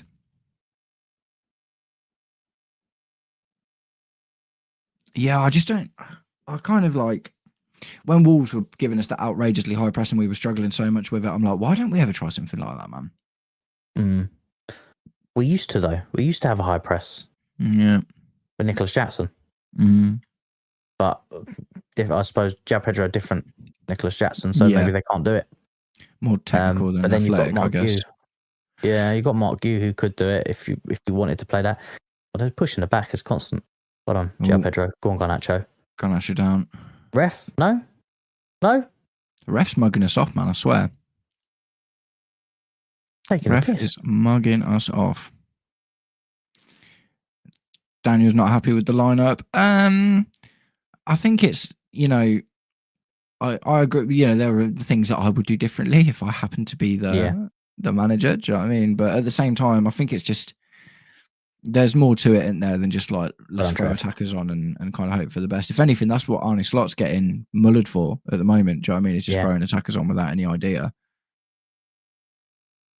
I think Spurs would be giving us a tough time even if Esteval had started. I think Esteval could be useful to bring on because we're a little while into the game and the momentum and the flows change. Oh, go on, Garnacho. Look at that space on the left side. Bang it. Come on. Come on. Too long. Sometimes too long to make a decision. Sometimes you've just got to bang it. It just hits it. Once he picked up that ball, got in that space, hit it. Well done, Caicedo. Go on. Yes. Go on, lad. How was that, Pedro? Yo. Come on. Yes! Yes! Yes! Get in! Shout, Pedro! Oh, he's back. He's back. He's back. One game and 11 goals. He's done it, people. He's done it. Lane, people, for a reason. Oh, finally. Great work from Caicedo there, man. From Caicedo's really, work. He won the ball really first. good job. Second time. That means that I can do this now. Change that score. Yeah, exactly, Daniel. He done it twice. Won the ball initially. Yeah. Managed to get back to Spurs somehow. And then won it again. Oh, mate, what a tackle. That initial tackle was brilliant as well. And then he chased it down the second time after he lost it and won it back again. He's such a hero. Thing, right? You look at Pedro Neto's given that ball away. No engagement to go win it back after that. And you got Caicedo, an absolute hound dog, just winning that up high. And that's what the high press is good for. Mate, can you imagine having Caicedo? Can you imagine having Caicedo and Kante in the same team? Yeah, win everything, mate. Champions League. Good composure from João Pedro as well, considering he lost the last one. Yeah. No, took a touch. Fair. Yes. Mate, hopefully he kicks on from this. Come on, Chelsea. Yeah, that needs to be it now. And a duck broken. Oh, mate, Thomas Frank kicking his bottle of water over. Yeah, that's the thing. We've got to go get the second one. We can't sit back. Yeah. We can't switch off now. We need to go. Yeah, second one before half time would show intent. Yeah. Well, and then Pedro puts it squarely in Frank's hands to give them a super half-time team talk. They're pressing a bit more aggressively now. It's amazing what a goal does for you, doesn't it? And you always see that, man. You always see that. Go on, Nacho. Come on, press him. Just play like that all the time, man. Just play like that all the time. Kick the ball out. Come on. Do we attempt a long throw ourselves? Huh? What do you think, guys? Do you think we have it in our locker? Do you think we have it in our locker? I mean, I guess they wouldn't be expecting it. That's reasonable to say, isn't it? Yeah. We need Liam Delap's dad to come in and be our long throw coach. Yeah. Yes, Mo. Big up, Mo. Highlight that. Big up. Yeah, 100%. Great. Yeah, great. Unbelievable from Caicedo there, man. And, good from Pedro to have the composure because, he had that chance earlier and he scuffed it, but he obviously... Oh. Nice. Fafana. But yeah, Caicedo, absolutely unbelievable. That was so good from Caicedo, man. Good play there. The tackle, the pre-assist and the assist. Yeah.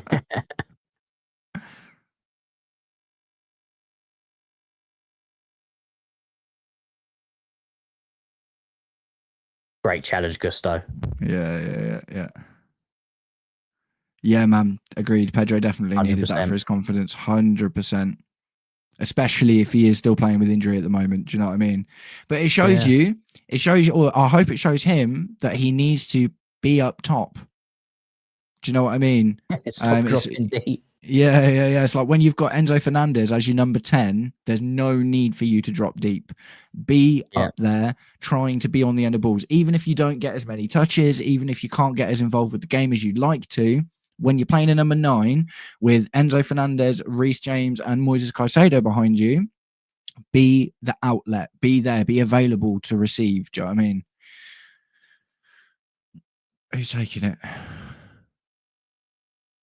Good whip. I think was that Paulina on the ball? Yeah, I think it's Paulina. Oh, that was a good one. Nice little whip on that. Well done, Sanchez. Mate, yeah, that was in players going down, wasn't it? Oh, go on, lad. Oh. Go on, Pedro. Daniel's saying we switched off against isn't it? Sunderland. Yeah, Daniel's saying we switched off against Sunderland last week when we went 1-0, but that was in the first 5 minutes, so that's very different, isn't it?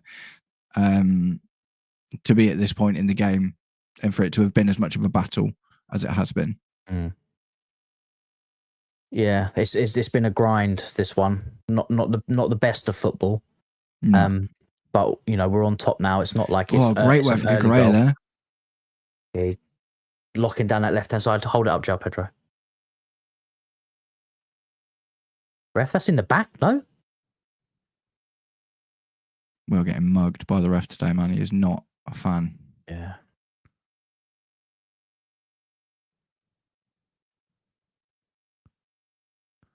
We've looked better since the goal, though. There's just been a bit more zip, hasn't there? A bit more, yeah. Simmons is down. Pussy, get up, Simmons. Get up. Shock. Stop being Spursy. Oh. Mate.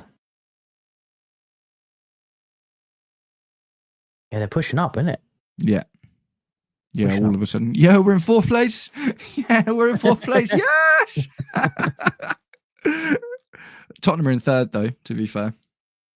We'd have to score another 2-3 goals. Yeah. We'd have to win 4-0 to get into 3rd. Go on, well done, Neto. Refs. What is this ref, man? Yeah, we're getting mugged, man. Mate, that penalty shout at the beginning, I can't even be surprised. After the suplex in the box, do you know what I mean? And he's called that a foul? Mate. He's a Tottenham fan, mate. 100%. Enzo needs to be having swift words with him in the tunnel at half time. Yeah, I know. Jokes. Literally the same thing that we were calling for a foul, he's given away. Yeah. Tottenham, like 10 seconds later. Yeah. Maybe he's colourblind. Maybe he's blue blind and he only sees white. Maybe he's just a knob.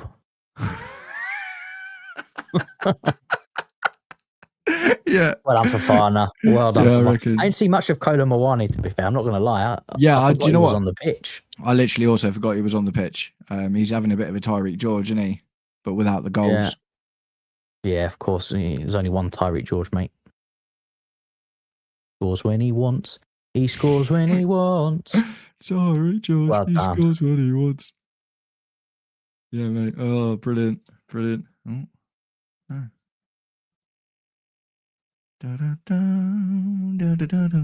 We're on 12 likes, mate. 12 likes on the stream. Buzzing. Mashing it. Simmons made the wrong decision going to Spy. Yeah, mate. Well, it wasn't really his decision. I don't agree that it was a decision for him to go to Spurs over Chelsea. I think Chelsea didn't want him. Do you know what I mean? I think if Chelsea wanted him, we'd have bought him. Simple as. We were talking about spending money on Fermin Lopez at the end of the window. If we wanted Xavi Simmons, we'd have spent that money on Xavi Simmons. 100%. As soon as... Because Xavi Simmons left the Red Bull Leipzig team like a month before the window ended and said, I'm not going on your preseason tour because I think I'm going Chelsea. As soon as he went back into the squad, that is when the deal died. And that was like 3 weeks before the end of the window. That's a strange one as well, because if you're selling your asset, the last thing you want him to do is to get injured. So why would you play him? Well done, Trev. Well done, Trev. Let's break. Lovely. Go on. Go on, Nacho. Go on, Enzo. Watch out, Pedro's running through. Yeah, Pedro Porro's too quick, kept up with him. Yeah, he's not going to get past him. Need some overlap on there for Garnacho there to get past Pedro. Nice little switch. Out to Neto. Yes. Look at the space. Yeah, they're playing so compact. Yeah, they're leaving the wings open all over the place. Get Esteval on. Yeah. I think they might change, though. I think they might change their tactics if he does come on, to be honest. Yeah, that's fair. Nacho on the ball, left-hand side. Just passing it around at the moment.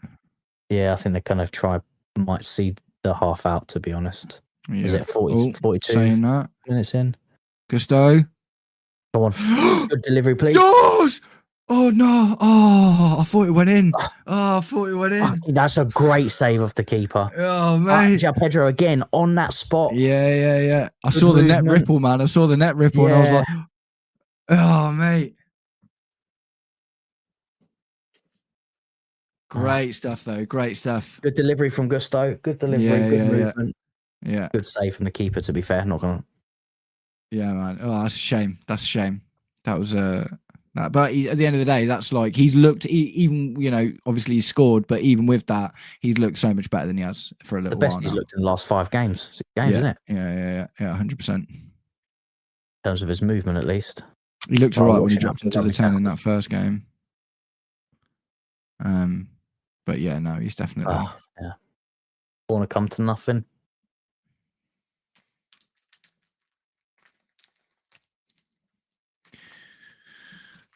It still feels so open, doesn't it, man? Like it just feels like anything can happen. It feels there's like no anything could happen. There's no real dominance of the game from either There's not been side. like any rhythm to the game, really, has there? To be honest, it's very much been like moments. Do you know what I mean? Although we have had better moments, I would argue. Yeah, taking our chances. Don't let him through. Yes, Caicedo, he's so good. Caicedo is so good. Go. Ref. Yeah, way. Gave us a foul. My God. Is that the first one we've had? Jesus. Oh, mate. Outrageous. Absolutely outrageous. This is silly. Might be a bit of extra time, actually, wasn't there, for the Bergvall injury? Head injury, yeah. Probably like 3 or 4 minutes, do you reckon? Yeah. Quite early on as well, wasn't it? It was like 4 or 5 minutes into the game. Yeah. Yeah, do you reckon that is he that important to them? Do you think that's really changed the makeup of their team? What? No. Oh dear. I wouldn't have thought so. Oh. Kulusevski. Stop them.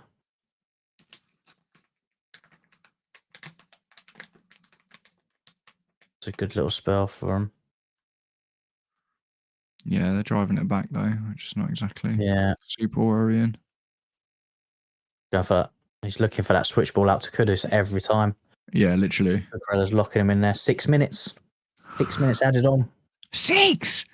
Mate, that's a lot, man. That injury must be a lot longer than I thought it was, to be honest. Yeah. Well, it did. Oh, yes, Nacho. Oh, such a shame. He's in behind every time. It's just that first touch. Yeah. Just that first touch. Yeah. He's kept on the ball, though. It's a fair play to him. That was a great opportunity. I mean, the fact that he's getting in the positions is good. It just shows you his area for opportunity for improvement, doesn't it? In that first touch. Yeah. Is he playing? Is he playing much different for us for how he played for United? Do you reckon? Under Ten Hag, at least not. Yeah, I mean, he always liked to get in behind. That was like his thing. I suppose the only people really who's going to be able to answer that for us would be Man United fans. Yeah, that's true. Yeah, Holly's not in the chat anymore, is she?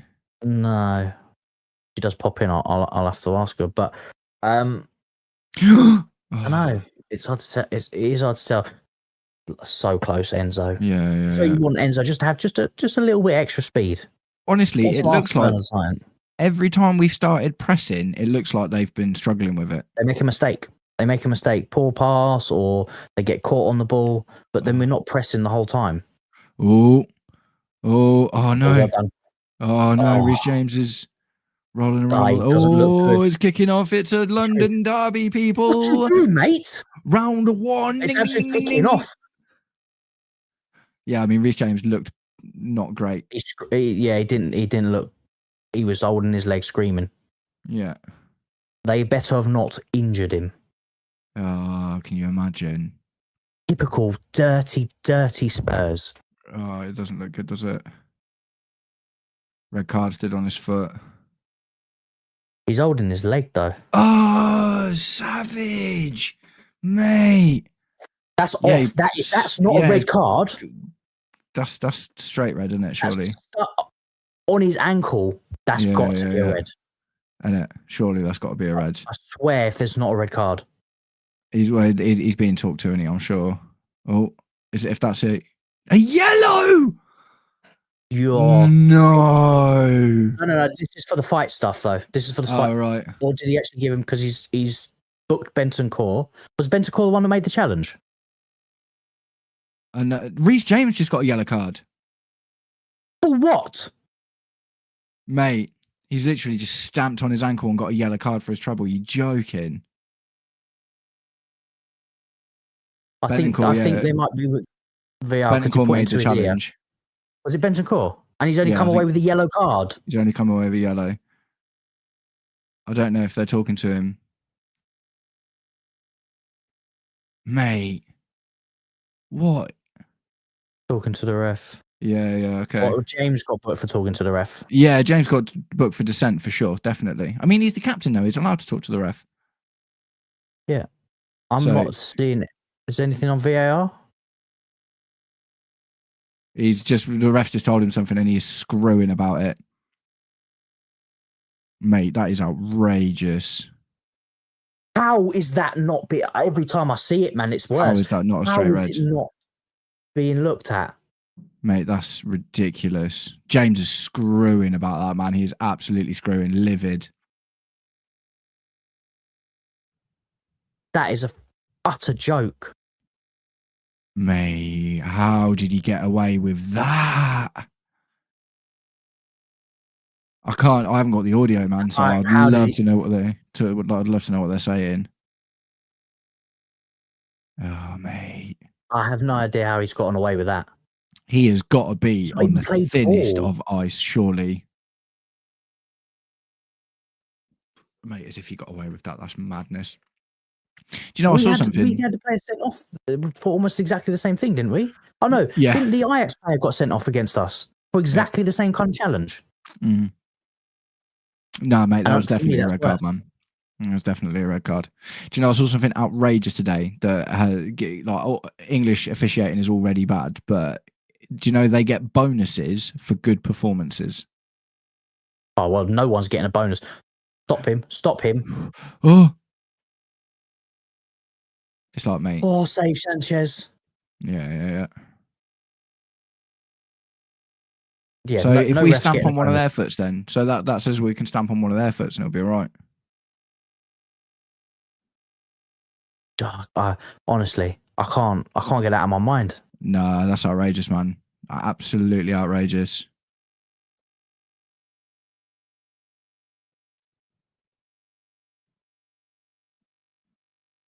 Oh, mate. Jed Spence, man, he's doing bits.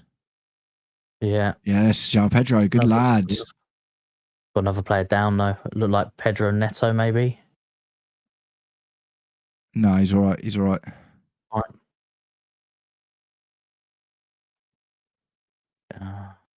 Blow the whistle, man. I can't believe that wasn't a red card.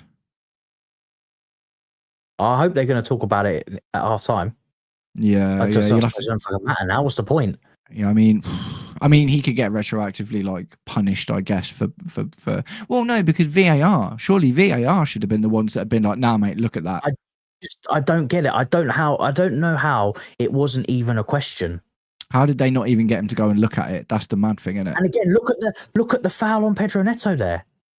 It's stud showing. Mate, this ref has been terrible for this whole game, man.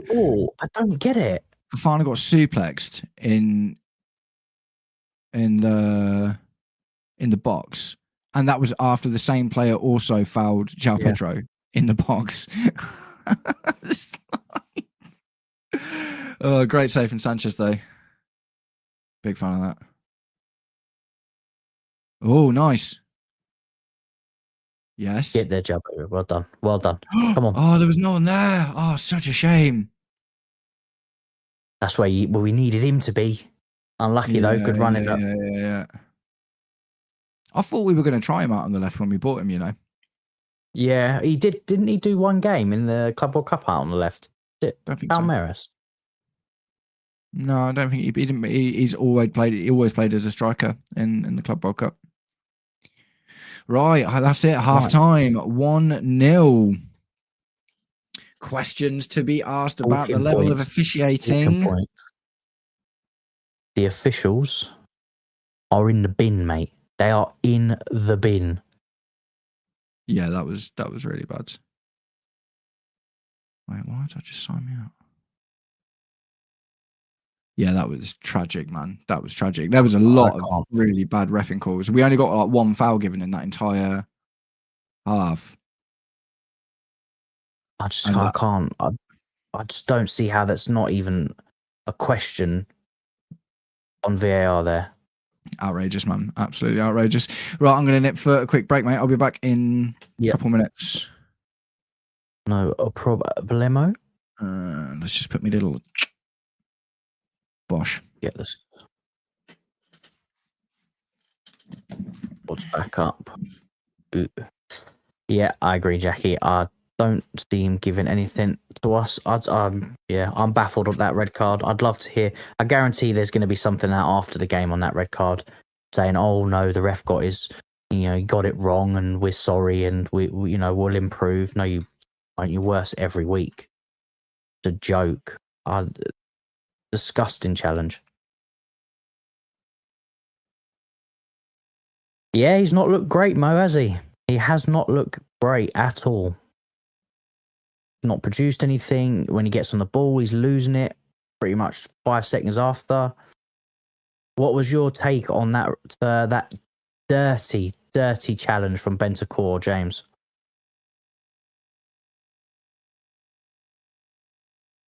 Yeah, we've looked better, especially after the goal. We've looked better. I think before the goal, it was pretty 50-50. Was no real rhythm. Both teams not having much opportunity, but once the goal went in, we were all over them. What we saying? Do we feel like we need some substitutions, or would you go back out with the same team? Yeah, 100%. Red card any day. I don't know how that's not gone to VAR. The referees, they just all need to be sacked. We need to hire some from another country or something. I don't know. It's not working.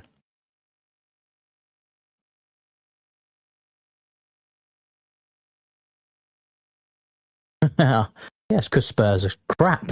That's why. Oh, 3-point lane. We have to get these 3 points.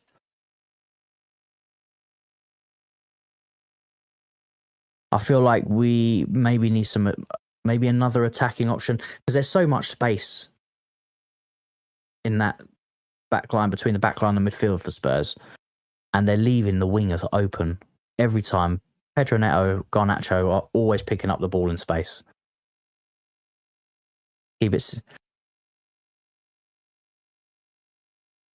Yeah, that's a good shout. I think the only one I'm thinking of is Gusto.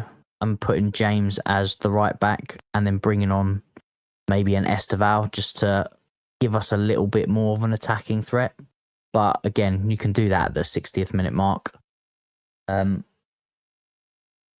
Be interested to see what the conversation is between James and Maresca at halftime, because it's those type of injuries where we've seen players come off to be protected as well, which I hope is not the case, because he looked fine after it. Gittins, Gittins for Garnacho, Gittins for Neto, who would you bring him on for? Oh, here we go. Gary Neville's in the studio. Think you say something nice?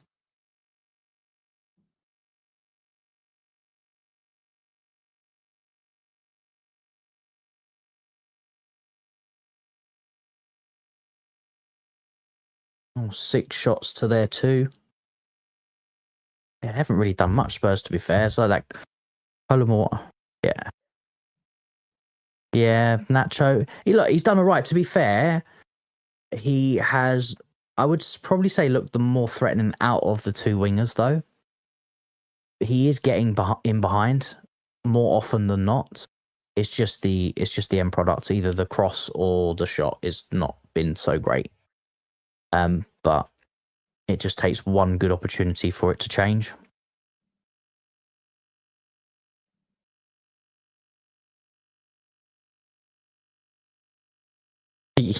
Yeah.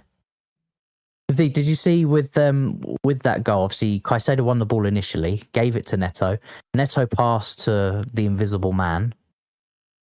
Didn't run for it, just watched it go to the player, and you just see Caicedo run like a rocket straight past him, tackle, win the ball, and then we score from it. So I'm not surprised he's grabbing him and giving him a hug.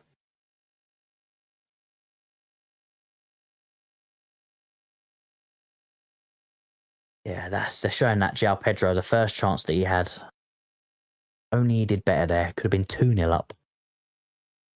But at least he's on the score sheet now. Because it's been, I think, I saw a stat come up in the game that I don't think he's had a goal involvement since 13th of September. A long time to be without an assist or a goal or anything like that. So the confidence must have been, rock bottom for João Pedro. So he definitely needed that goal today. Big time. I'm so glad he scored, man. So glad he scored. Literally. And he's back. 13 likes on the stream. Thank you very much, everyone. I think that's a high for me, actually. There we go, mate. It's just the Spursy way. We batter in the Spurs. Well, how many have you got on yours? Because we're doing it on 2 channels, aren't we? I'll have to double check.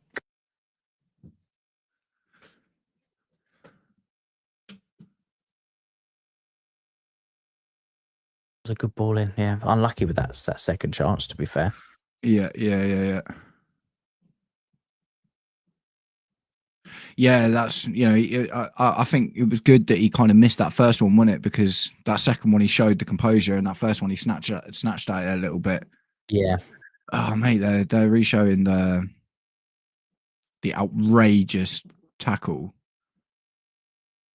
that 100% should have been a sending off. How was that not a sending off, man? Yeah, don't want to jinx it. It's too early. Yeah. Well, this is the thing, isn't it? You can't help but carried away, can you? We were 3-0 up at half time, man. Do you know what I mean? Against Wolves. Yeah. things got pretty bad. That was a great save from Sanchez, that Kudus shot.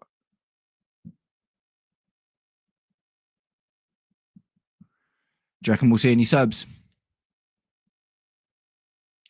Not yet. No. Because it's just Devon said about 60th minute, which I think is probably about right. Yeah, agreed. It was like 50-50 before the goal, but after the goal, we were kind of on top. So he's probably going to want to try and keep that momentum. I think Lavia could play a big part in this game, man. Because the midfield is slowly leaning towards on our side, so Lavia will bring a lot more control. Yeah, I know. Didn't even talk about it. Joke. And they're not going to, but there'll be an apology 100% after the game at some point. Maybe not today, but in the end of the weekend, Monday, he made the wrong decision. Well, yeah, I could have told you that. Yeah, it's just one of them, isn't it, man? It's like, if we win, it'll be like a non-point, but if we lose or draw, it'll be a massive, massive point. Yeah. I suppose the only thing you can say, obviously, he obviously got the yellow card, and he is susceptible to making those kind of challenges, Bentancur. So there is a good possibility that he could get another yellow card in the second half, because he likes to press high, likes to win that ball, and he's not going to shy away from a challenge. So, I mean, you'd think maybe there's a chance about him getting swapped at half time, man. Just if they want to come out with a bit of aggression. Do you know what I mean? It's dangerous for them to do that now, because they've either kind of got to change their tack and play less aggressively in order to try and preserve, their full player, their full squad of players, or they take him off so they can keep coming at us. What did they say in your broadcast, Dev? Well, I haven't heard it. I haven't even showed it. I haven't got no audio, man. I did see once on mine. I haven't got the audio on, no, but I haven't. Yeah. I'm watching it on Sky, and they've not shown nothing.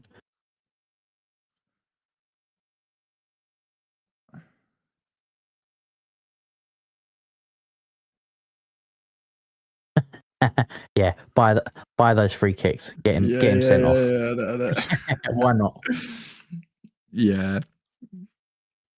Possession wise, 51 to 49%. It's not. I mean, I'm basically even, isn't it? Yeah. I'm not gonna lie to you. Like, if we did something like that, I guarantee to you, if we try and get him sent off by we'll get. Do you know what I mean? We'll lose the player, man. 100%. This ref has got it in for like us. That, isn't it? Yeah. It's not even just the ref. It's the ref and the whole VAR team have got it in for Chelsea today, man.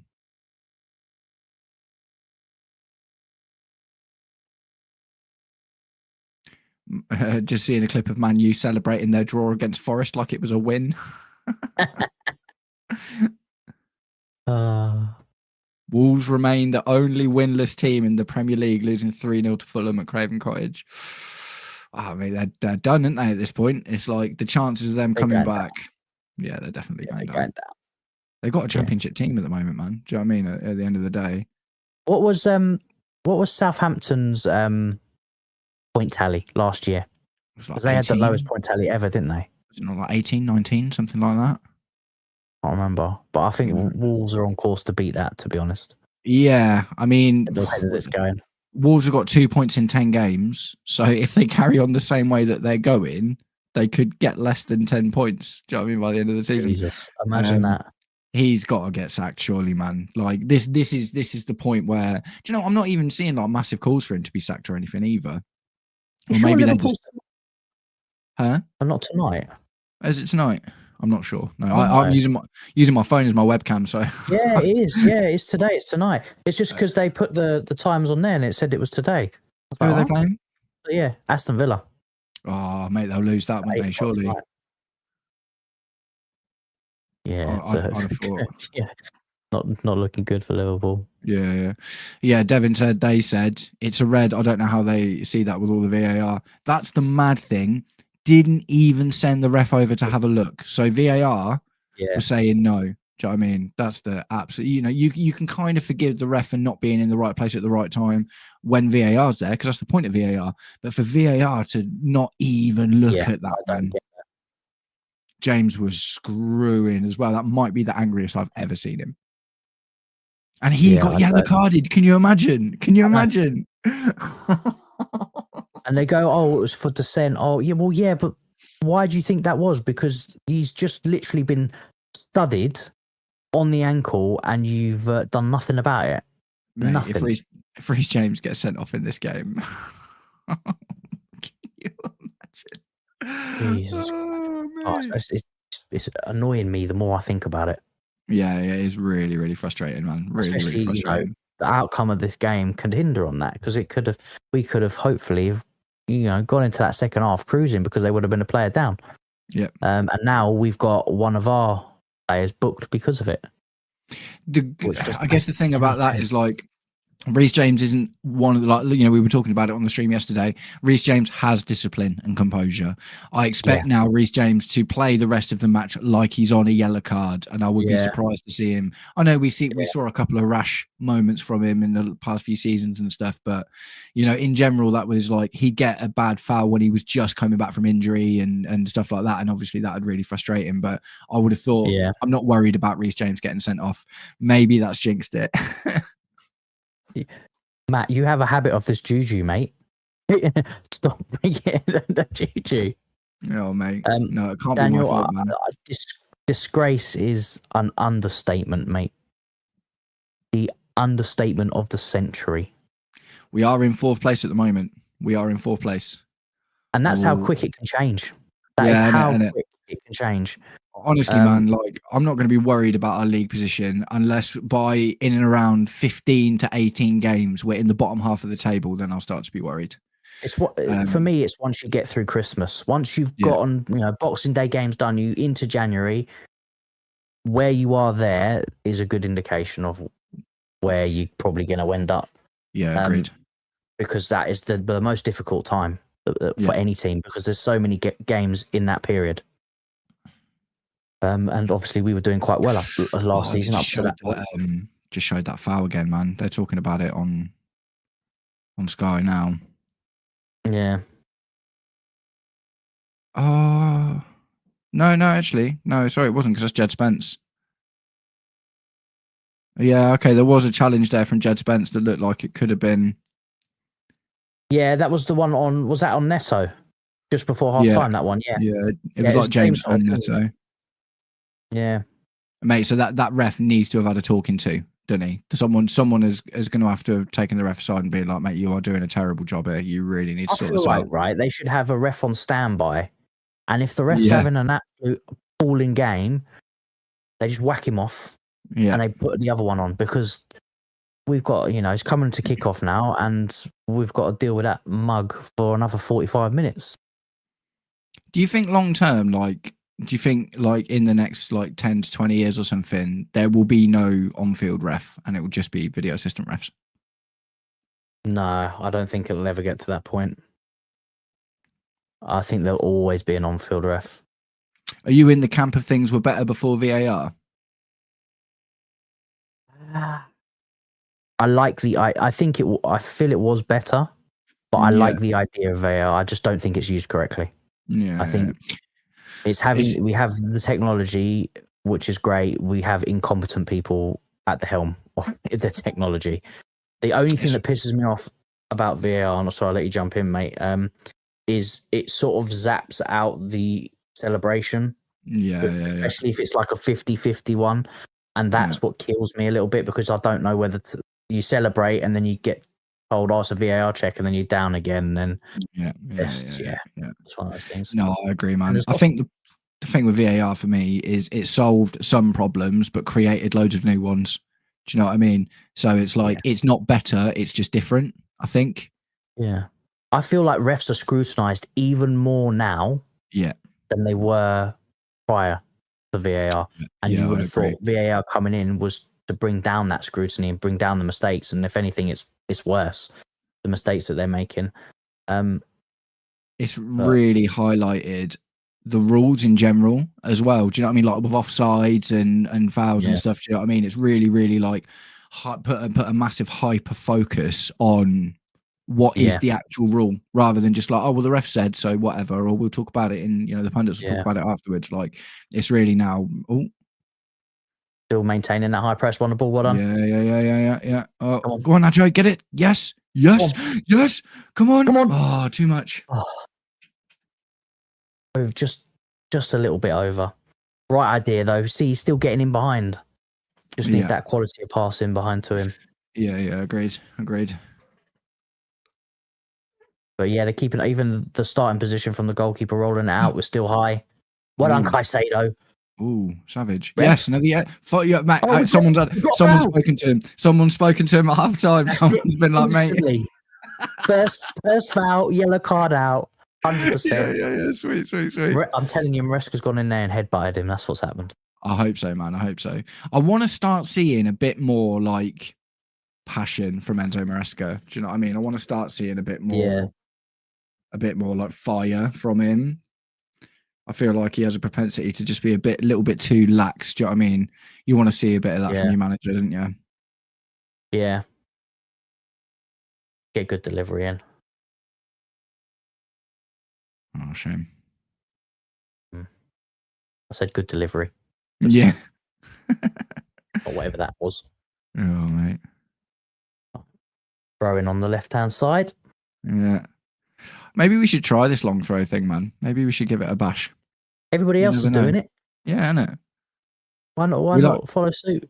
I mean, just adding another dimension to the game, innit? Yeah. On Cherev. Good. Fofana. Oh, yes. Go on, lad. Lovely. Out to go, Nacho. Oh, go on. He's gone for it. Oh, come on. Not bad, though. Not bad. I'll take it. Both wingers were running in there. Yeah. To be fair, I saw Garnacho out there and I was like, he definitely should have gone for Garnacho at that point for me. Yeah. He even had Neto bombing in on that right-hand side, just getting your head up. Come on, don't let him in behind Gusto. Oh, dear. Whoa. Oh. Not Simmons. Oh, all right. Very good. Well played from Fofana. Good. Nice calm out there. Well done. Yeah, good stuff. He's done good today, man, Fofana. So far he's done all right. Yeah. Defensively, we've looked reasonable. Okay. I'm not saying anything more than okay. The thing is, it's weird with us, isn't it? Because it's like, at the moment, I don't need us to look amazing. I just need us to not make silly mistakes. Yeah. Just keep... Come on, Cookie. Yeah. Oh. Well done. Yes. He's done all right so far. Well done, Garnacho. Good tracking back. Well done. Feels like we're going to... I've got a feeling Jamie Gittins might come on soon, you know? I think 60th minute we're going to see a potentially double change and maybe even Lavia. Yeah. I think Lavia maybe two attacking changes, depending on how adventurous Maresca's feeling. If he wants to he feels like he needs to go in and get another goal, which I think we definitely need another one. I'd even say two, just to make it comfortable.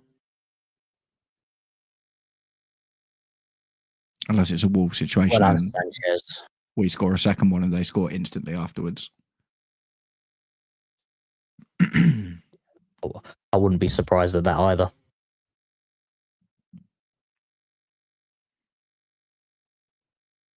He's going for a long throw.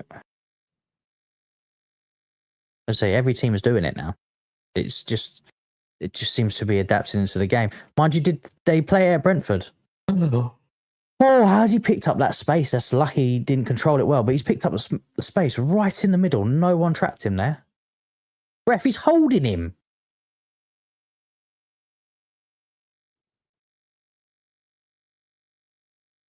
Dive.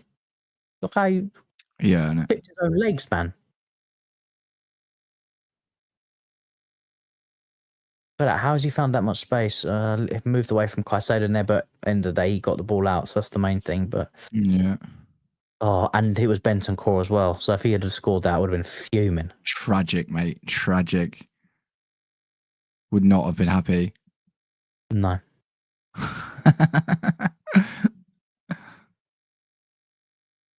Yeah, I don't know what this rest problem is, man. Yeah, it seems reasonably unbalanced in that respect, doesn't it?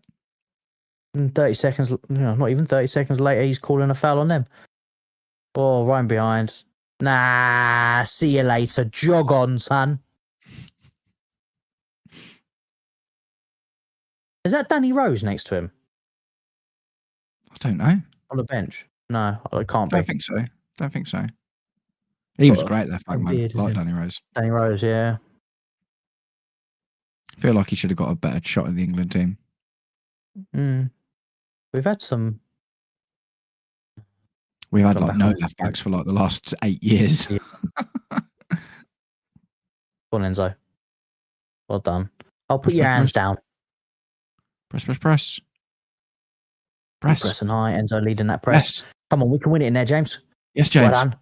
Keep going. Good lad. Put him under pressure. Yeah. Under pressure. Doom. Got him right in the corner. Love that. Yes, Reece James. Amazing work from Reece James there. Love that. That was so good. Apart from give straight back to him, but that's all right. We kept him up high. They were good rate. Oh, go on, Joe. Cheeky. Well done. Unlucky. Nice. Still got it. That's on the right. Bang it, James. Bang it. Oh, he's crossed it. Oh. If Enzo just left that for Garnacho, he was literally not marked, just sat there. Look at him. Oh, that's a shame. Oh, he might. Yeah, I mean, this is it. Enzo looked like he could have been offside there as well. Yeah. But he's literally on that back post. They are not marking the wingers whatsoever at all. No. Yeah, it feels like getting Esteban and Gittins in just feels like a decent idea at the moment, doesn't it? Yeah. It also gives Spurs something different to think about because obviously they've dealt with these last players for the last 45 minutes. Give them something.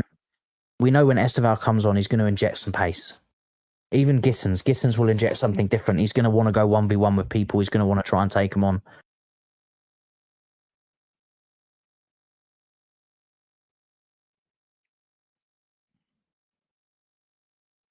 I think we'll see a change in the next 7 minutes, I reckon. Yeah. Yeah, it feels like the time now, doesn't it? It feels like we haven't got much of a foothold in it. I think we're still on top, to be fair, but it just feels like we need a bit of an injection. So since the goal, we've been pressing a lot higher. We've been pushing. We've been pegging them back a bit. And second half we've come out. We've done the same thing. We're pressing high. We're keeping them pegged back. They're not creating too much. Yeah, that's a great little ball from Enzo there. Come on, Gusto. They are leaving so much space. They are leaving a lot of space in behind. Yeah, for sure. Well done, Neto. Good ball. Unlucky. Right idea. Well done, Cook. Well done. Yeah, we're winning every second ball, everything. Interceptions. Yeah. James is killing it in midfield, man. James playing really well in midfield today. Yeah, jinxed. He just got caught on the ball. Keep that on, please. The juju is real. Yeah. Kyle, I was thinking maybe Yeah. maybe we should try. I'll see what you think about it. Why don't we just do like a match review at the end of the stream and then just clip the end of the stream, and we can both just use that as our review videos. Yeah, I suppose it saves us because obviously we got the stream later as well. Not long after, do we? Yeah, do it live. I suppose we can get people engaged in it as well. Yeah, and you can highlight comments and stuff. Do you know what I mean? If anyone's about having a chat about it, so just to try something different, see what happens. Yeah. Or Tommy T's in the stands.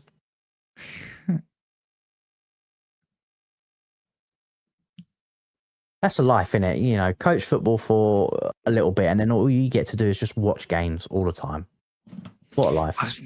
I still feel good about it, man. Yeah. I still feel good about. It's 9:30 for the stream today, Jackie. It's 9:30. Yeah, we said 9:30 yesterday, didn't we? Because we were going to do. You were the one that suggested it. Yeah, no, I just realised I suggested 9:30. So, an error on my part. Yeah, man. Yeah. It is 9:30. Yeah, 9:30 tonight, mate. Yeah, that's it. Oh, yes, Pedro. Good lad. Oh, go on. Oh, come on. Come on. Feel like the shooting's not been there enough today, man. Do you know what I mean? We've been getting into some pretty good positions, to be honest. But cutting edge right at the end. It's because the attackers we've got on, like, say, Pedro's great when we've got better attacking outlets on. Do you know what I mean? Yeah.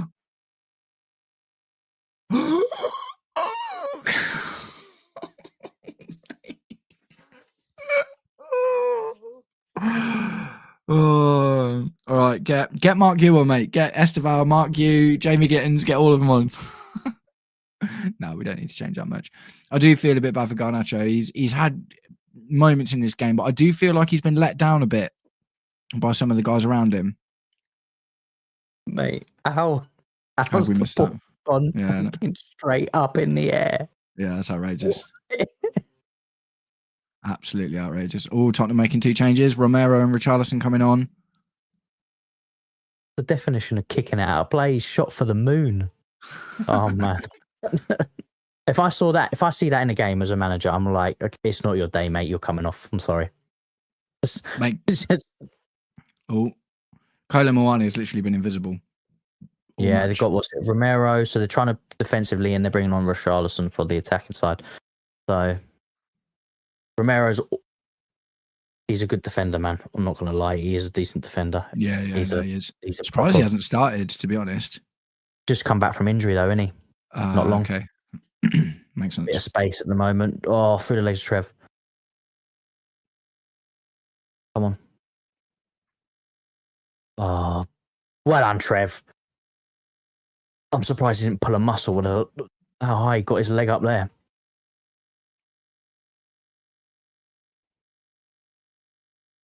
I don't feel good about this. No. Yes, Sanchez. He's getting better at claiming, isn't he? He is. And just dealing with crossing, because it was one of those things that was a big problem. And a lot of goalkeepers send him off. Send him off. That's a yellow. Yeah, okay, he's got a yellow. He's not getting a red. This ref is wank. Yeah. That was great work from Sanchez to see that opportunity for the attack, though. Yeah. And Garnacho made a really good run there. Do you know what I mean? Oh, mate. Yeah, we just need a good delivery from this one now. Send him off. Yeah, send him off. Send him off. It's a nasty challenge. Yeah, it was a nasty challenge. No, the thing is, obviously, if those other players are a little bit further behind, he could have gone as a red, being the last man, but he had two recovering runners.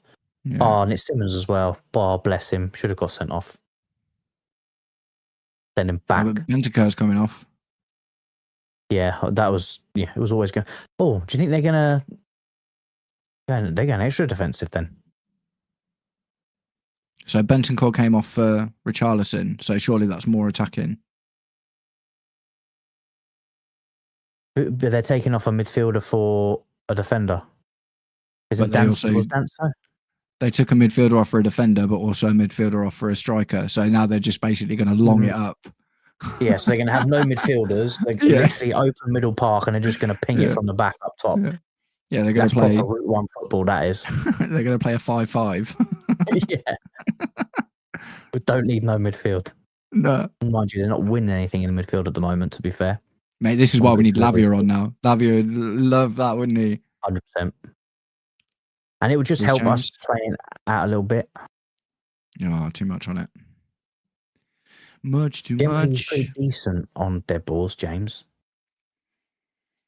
Yeah, a bit too much on that one. But yeah. You can't win them all, can you?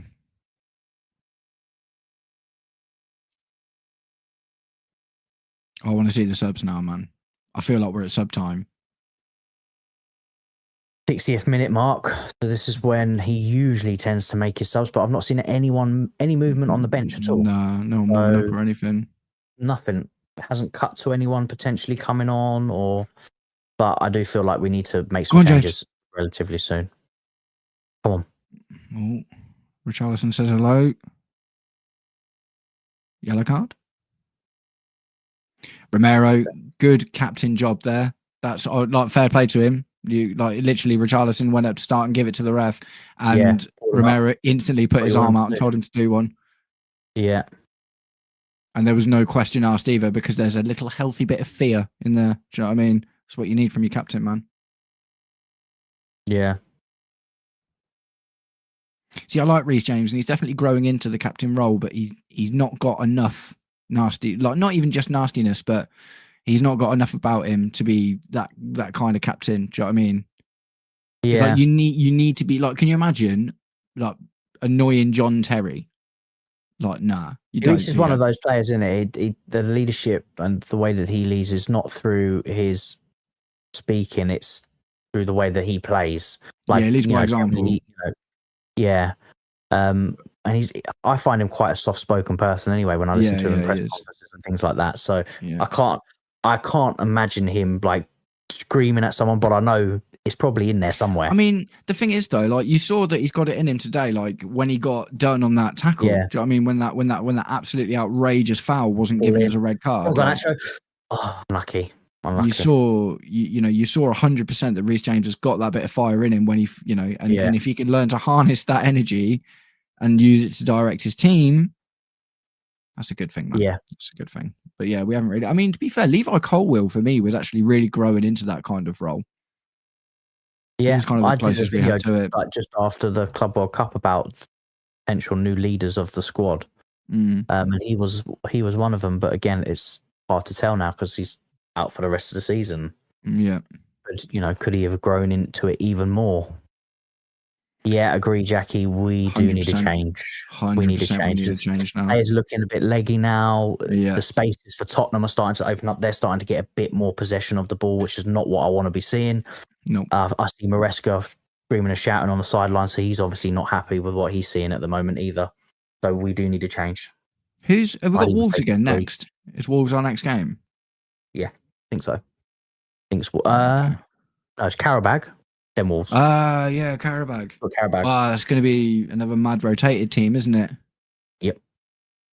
Be 8 changes, and then there'll be another 10 changes for the Premier League. That's what we're going to expect up till the international break. I'm pretty sure. Yeah, it makes sense.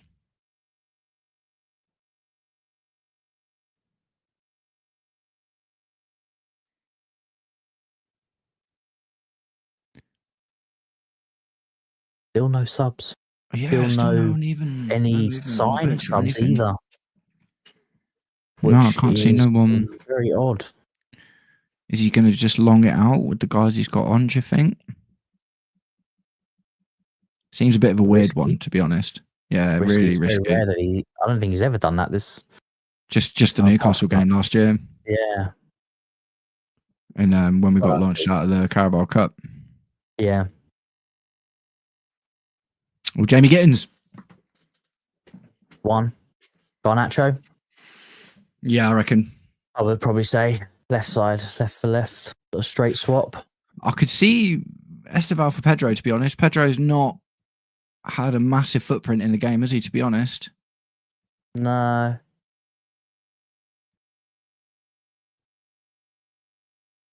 But yeah, Gittins for Garnacho seems fair, but looks like he was the only player I saw. So yeah, was the one he's getting instruction from the bench. Yeah. See what he can Trev. do. Well done, Trev. Looking better today, Trev. Much better. Yeah. Much better for sure. And this is the thing, man. Is like he only had like a game or two where he's off, and for the rest of the season, he's been good, man.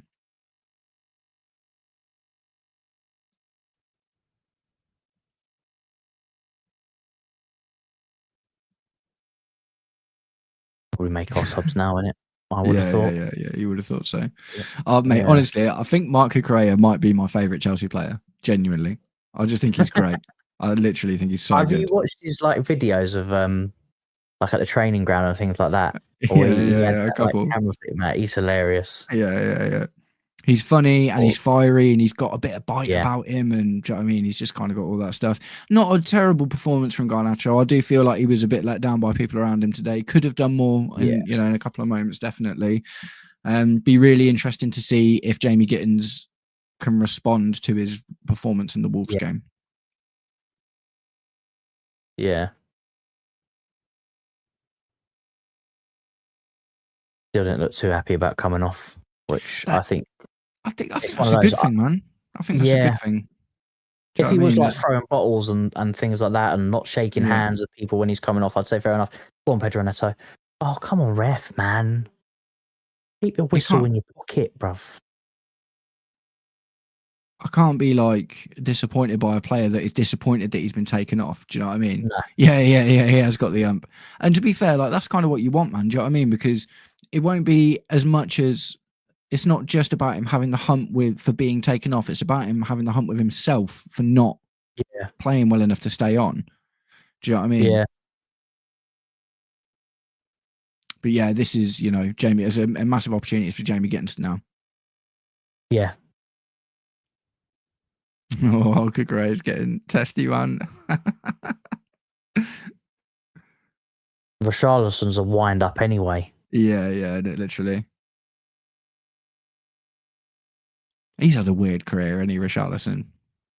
Yeah. Just never quite hit any real heights, has he? Oh, who's that yellow for? Richarlison. Yeah. So he's to be fair, he's a player that does like to get him sent off every now and again. So I wouldn't be surprised if he picks up a red in this one. Richarlison's. He's got a lot of lip, Richarlison. Yeah. A lot of them have by the look of it. What's going on here? I'm not really sure. All the Chelsea players were trying to walk away, but the Tottenham players were like Richarlison was Gary Simmons, get back in your box, mate. We know you're upset, but you didn't get to the Blues, mate. It was a bit of a rough tackle from Enzo Fernandez, to be honest. Nah, that's soft compared to the one on James in the first half. Yeah. That's fair.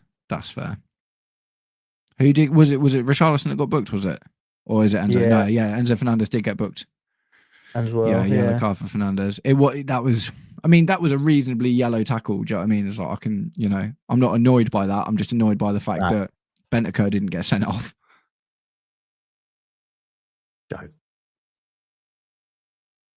Still annoying me now.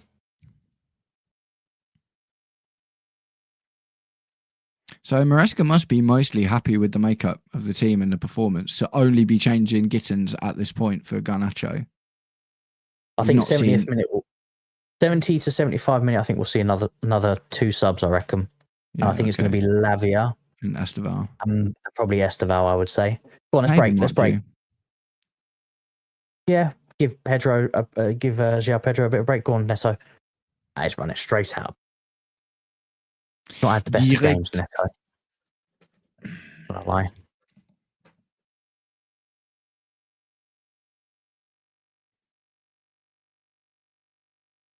Let's through the gap. Absolutely flawed Simmons there. Well done, James. Yeah, love that. Little ball. Yeah, I mean, it's kind of it's kind of good to see Simmons not performing that well, isn't it? Just to say that he's not necessarily something we missed out on. Losing behind. I still think he's better than Buonanotte. Yeah, to be fair. Oh, nice. Job, Pedro. Well taken. Well done. Yeah, good job. It's a good touch, good hold-up play. Do you know what? I said 1-0 earlier, didn't I? Yeah. Well, they're making more subs. Is that Odegaard? Wilson Odegaard. Oh, mate, they're making loads of subs. Brennan Johnson, Odegaard, Doggy, maybe as well. Yeah. How many subs have they already made? Richarlison. And does the Bergvall one not count because it was a head injury? Is it something like that? Because I swear I just saw 4 players getting up. Went there about that. Yeah. I just saw literally 4 Spurs players. No, because they brought 2 on already, didn't they? Because they brought on Romero and Richarlison, yeah. So even if it didn't count, they'd only have 3 available. Yeah, okay. Maybe Frank can't count. Oh dear. There's a possibility. Oh, that's just poor. Put him under pressure there. Yeah. Under pressure. Don't you dare. Well done, James. Ding, ding. Sanchez. Claimed. Easy days. Nothing happening. No, it was on it. What's going wrong? Oh, I lost it. Oh, they're down. Oh, they're wrestling. Oh, dear. Pedronet's getting feisty. Yeah. He's not booked, is he? Nah, I don't think so. Otherwise if he was, he wouldn't have been. He wouldn't have been protesting like he was if he'd been booked. Yeah. Fofana's been good at that exact thing today, getting in front of the attacker when the ball's gone over the top. I'm surprised. I'm actually surprised he's still on the pitch, not because of his performance. Or Trev. Right. All calm and composed, Trev. Ref. I swear, come on, man. How many times? He's not even played. Mate. This is poor reffing, man. This is poor reffing.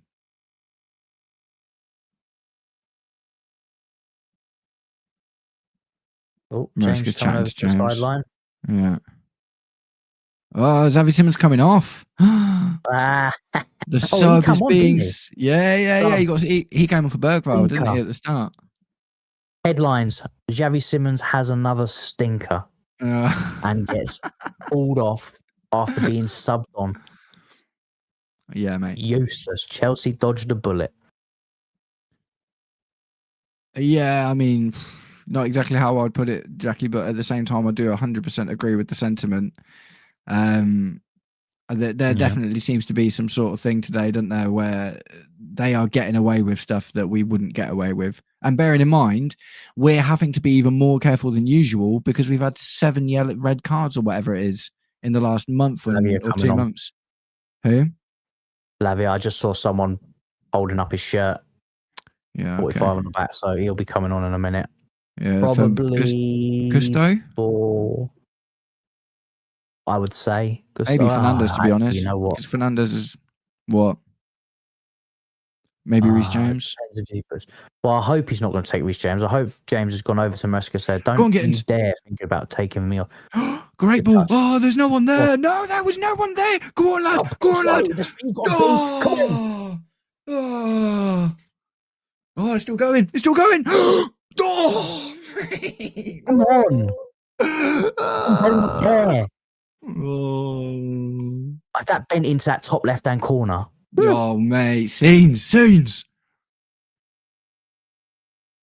There's another goal in this game. I'm telling you. We can get another one. They're looking so suspect defensively. Yeah.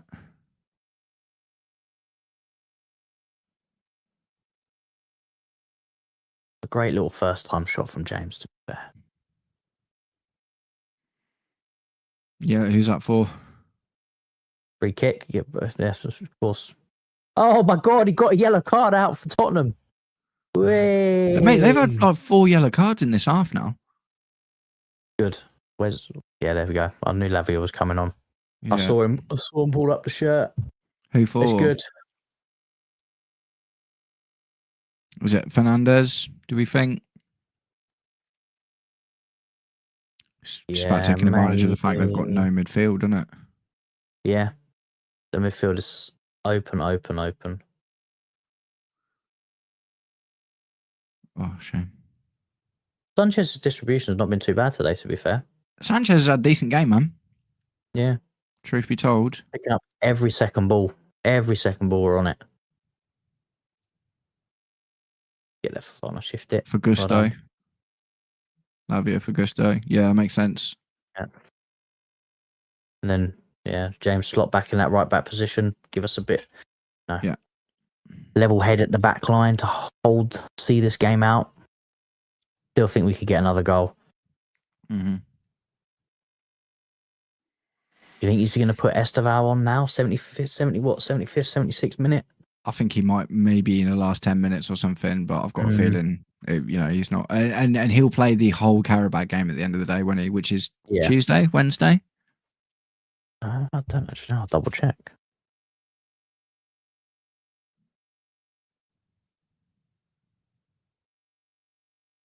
Have a look. It is Wednesday. Yeah, Wednesday plus 5:45.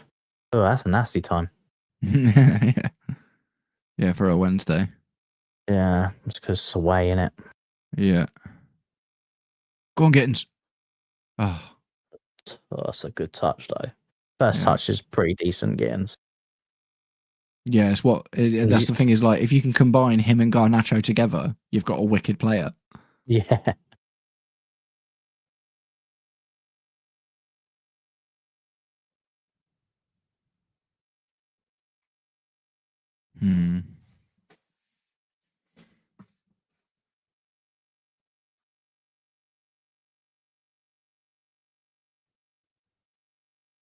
Yeah, I think Fofana's looked pretty good today, man.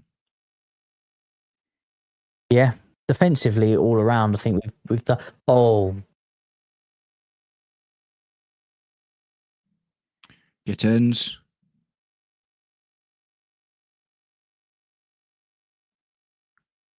Back to Cucurella. Oh no, intercepted by Fernandez. Back to Gittins. Cuckoo. You see Gusto on the sideline, just like cheering him on. Yeah. Come on. Yeah, what's that about? Oh, it's happening. Ref, come on now. Mate. And look at him getting him in his face. Yeah. And Let's know your stinky ass breath, man. Oh, outrageous, man. That's honestly, I ain't got no words for this. Mate, that's Jed Spence a few times as well, isn't it? To be fair, is he on a yellow? He's not even played the ball, man.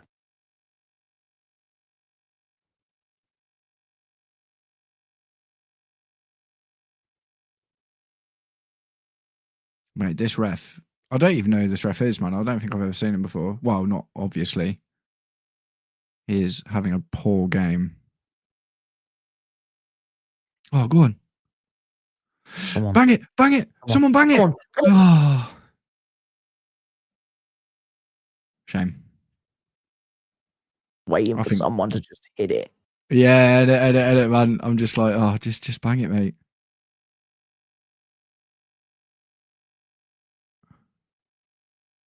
We'll bring that down.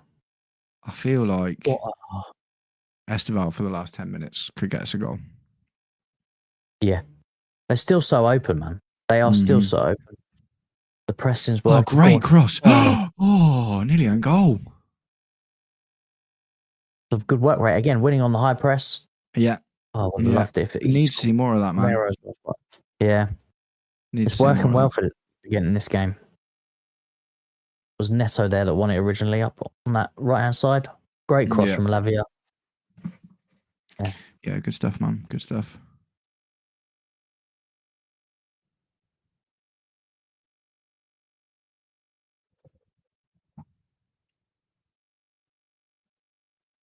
Yeah, it's slowing down in it though, to be honest, getting to that point now. Yeah.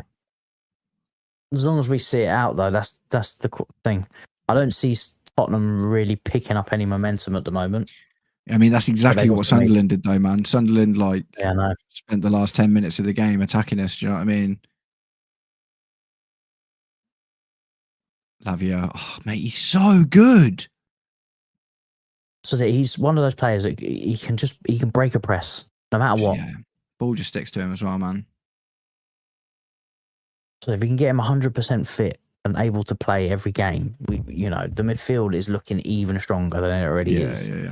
Yeah, and I've had a few conversations with people on YouTube about Lavia, and everyone's always like, yeah, but he's never fit. And I'm like, well, no, I know he's never fit, but whenever he is fit, we look better when he's in the team for the most part. Yeah.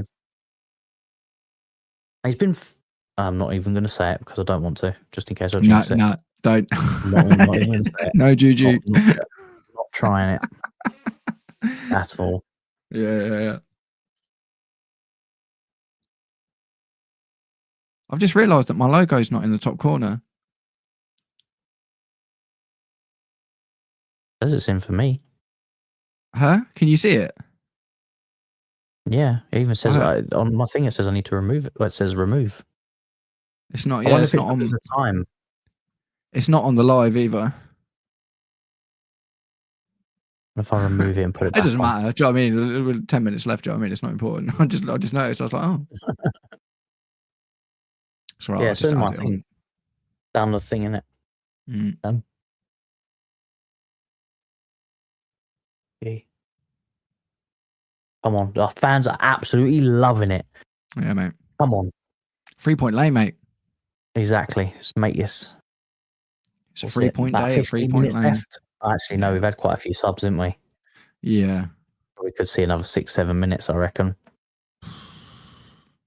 Yeah, 6 at first half was mad. Come on. Come on, Trev. Good on the ball, Enzo. Good football. Good football, moving nice and quick as well. Yeah. 1-2 touch football. Love to see it until we lose it. Jackie, just shush, please.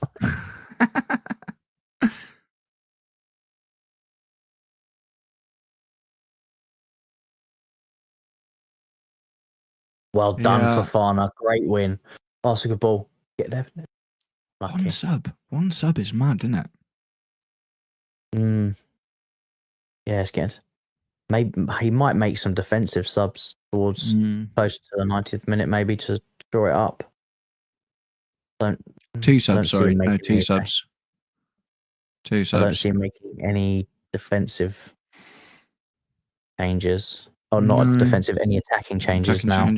No. I mean, probably no changes at all, to be honest. I wouldn't be surprised to see no more unless something happens.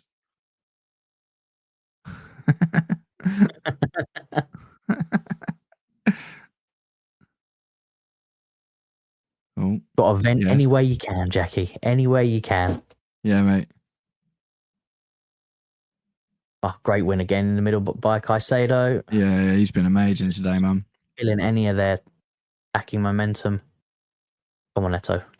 Just keep it. Well done. Caicedo's basically had their whole midfield on toast the entire game. Yeah. Oh, Neto's gone down. Yes, big up, Courtney. Welcome to the stream, Courtney. Man. Good to see you, man. 3-point lane's looking good. I don't like the fact that Neto's holding his leg, though. Yeah. Half could be cramp. Yeah, we're both good, man. We're both good. It's been it's not exactly been the most exciting game. Yeah. But it's it's been a fun game to watch. 3 points at White Hart Lane is always good. Got to see it out. So yeah, Neto looks like it's a bit of cramp, so nothing serious there. Yeah, and he'll be missing the Carabao game as well. Would he? Yeah, I don't see him playing. But I mean, he might not even travel, to be fair, because it's away, isn't it? Yeah, Daniel's back in. Get Esteval on for Neto. He looks tired. Yeah, man. Yeah. I feel like if he is going to take Neto off, it's not going to be for Esteval, though. I think it's going to be a defensive substitution. Yeah, I agree. There's almost no point in putting Esteval on at this point. Do you know what I mean? It's like with 5 minutes left to go.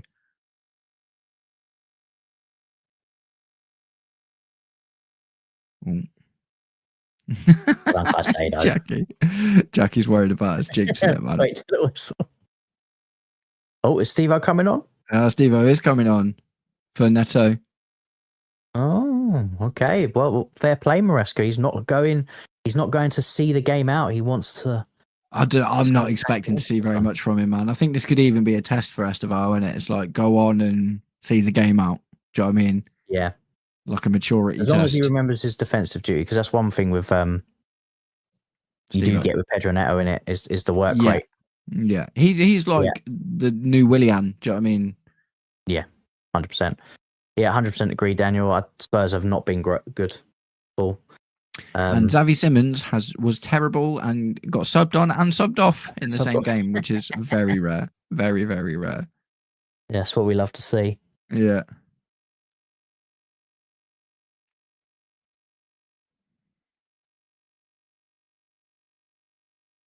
God, he's just everywhere. Yes, Courtney doing bits. Oh. Yes, guys, anyone who hasn't already given us a lovely little like on the stream. Come on, Enzo. We're doing all right though, man. 13 likes. I think that's a high for me so far. Oh. Handball. Ref? No? Okay. Nah. Ref plays his own rules, mate. Yeah. Makes it up as it goes along. He's like Aussie rules football. Nobby rules. Isn't it? Nobby rules. Brilliant. Oh, Brennan Johnson, please. Oh. Yeah, just... Right, I'll let you off, Trev, but I feel like you could have prevented that corner. Just see it out, fellas. Just see it out. No Bojo moments. Just see it out. I want a big Sanchez claim, please. Claim it out of the air. Send them home packing. Don't say that. He might hear you and then not be sure what to do.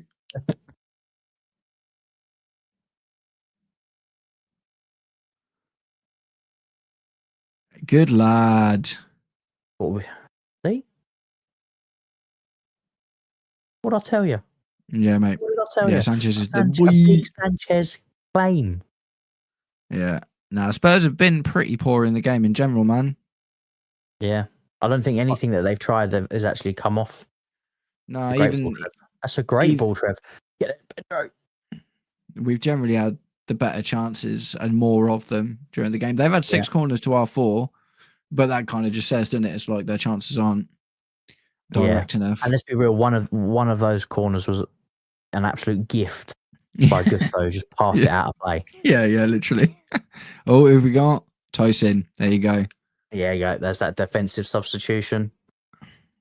As long as he's not taking one of the back line out. Yeah. Fine. I reckon Enzo, man. Go on, Esteval. Skin him. Oh, lovely. And again. Lovely. Oh, God. Oh, unlucky. just seen Richarlison fly across my screen. Like he got a shot or something. Oh, mate. 29. Oh, fuck. That's Fofana, isn't it? He does look knackered, to be fair. He looks really tired. Don't like that. Spurs fan TV says 2-1 Chelsea. What, even now? Like in the last few minutes? Yeah. He had a good game for Fofana. I just don't like the fact that we're changing a centre back with the last. Yeah, I don't know, man. Minutes. I'm not too worried. I can't bring myself to be too worried.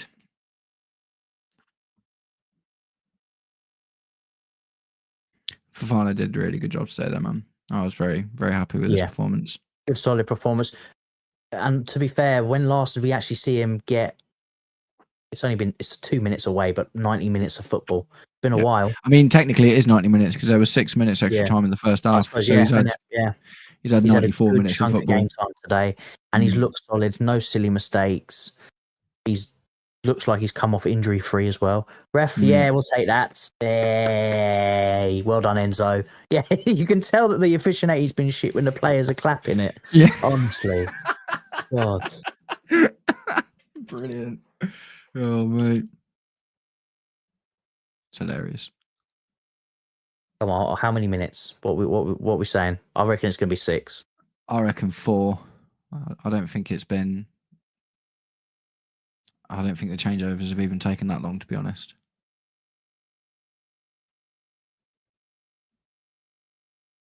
Well, João Pedro's looked better today. Not even just the goal, like in general. He's maybe been a little bit missing for the last 20 minutes or so.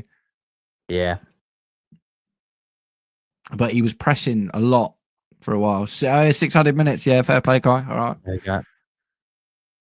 I'm pretty sure it's 30 seconds per substitution. Yeah, okay. If I remember correctly. And it's 30 seconds a goal as well. Oh, is it? Okay. So, yeah, I mean, we've had a lot of subs this half, haven't we? And obviously any injuries or anything like that. Go on, Caicedo. Go on, Caicedo. Good lad. Oh, mate. Ref, come on. He's not... Silly. Yeah, man. Caicedo has been outstanding today. Absolutely outstanding. That's it, mate. He's just unbelievable. 100%, Daniel. I would agree. I would agree. Oh, why are they showing me things about Reece James now? Please tell me that. Okay, that's right. It looks like it's just been waved away, but I don't like it seeing it.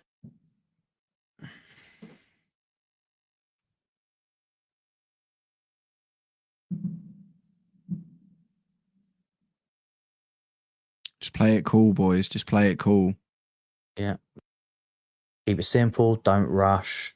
Yeah. Go to the corner flag. Why not? Why not? There we go, João Pedro. Ref? Fun you, ref. Slow it down. Win that second ball. Well done. That's it. All the way back to keeper. Yeah, we'll take that. Kill the game. Oh, hold on. Hold on. Why's he picked it up? Yeah. Not sure what's going on there. Oh, it's a free kick, I think. For what? Don't know. Just so the movie can happen, man. So the movie can happen. So he can blow his whistle. He just loves his whistle. Awesome.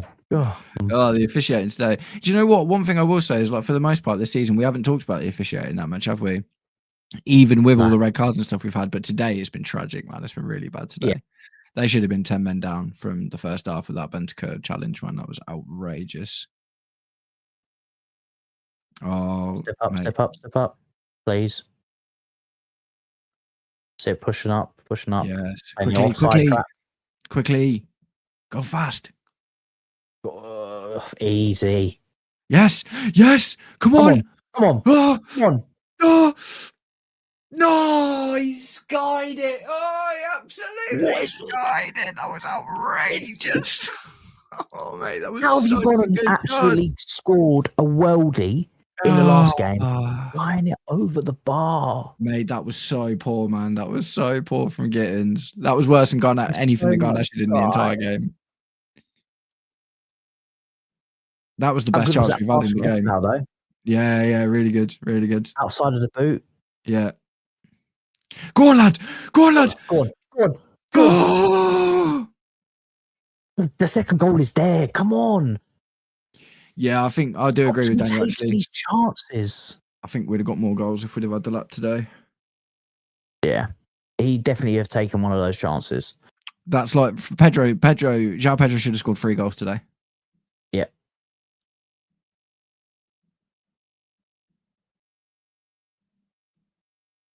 Should have got that goal, man. Both of them should have scored that. Yeah. Yeah, Gittins and Pedro definitely letting the side down there. Go on, Lavia. Offside. Oh. Okay.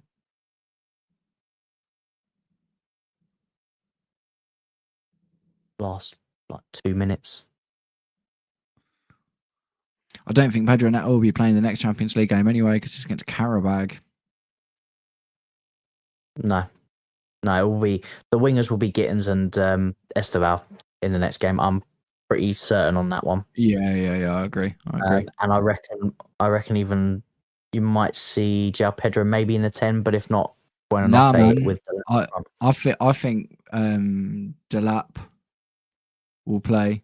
I've got a feeling That's that what I might mean, start yeah. Champions League, and I think Buonanotte will play against Yeah. Karabakh. Yeah. I mean, we'll see. We'll see. We'll see this out.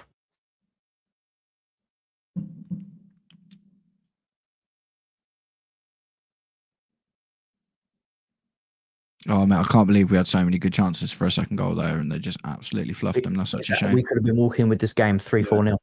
Yeah, literally. The Val. Unlucky. Referee's like dragging him back, man. Come on. Well done, João Pedro. Just slow it down. Don't let him play quick.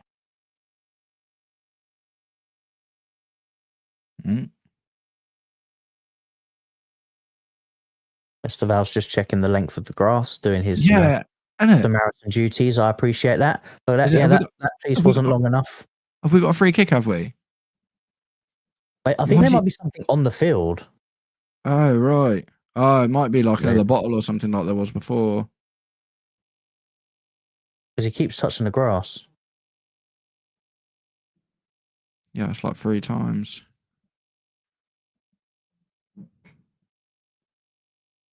I mean, that's one way to get that to the end of the game, innit? There was something on the pitch, honestly. Yeah, I saw it here a second ago. Did he trip on something?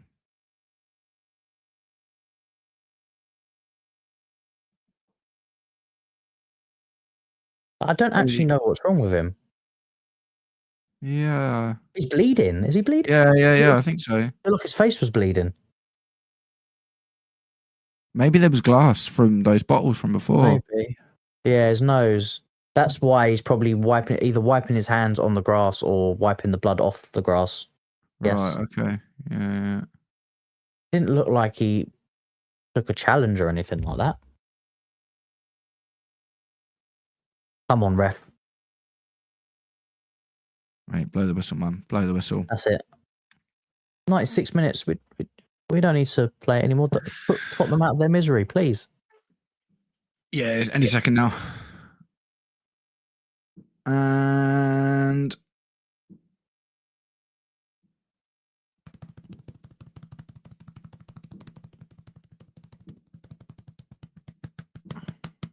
drum roll play.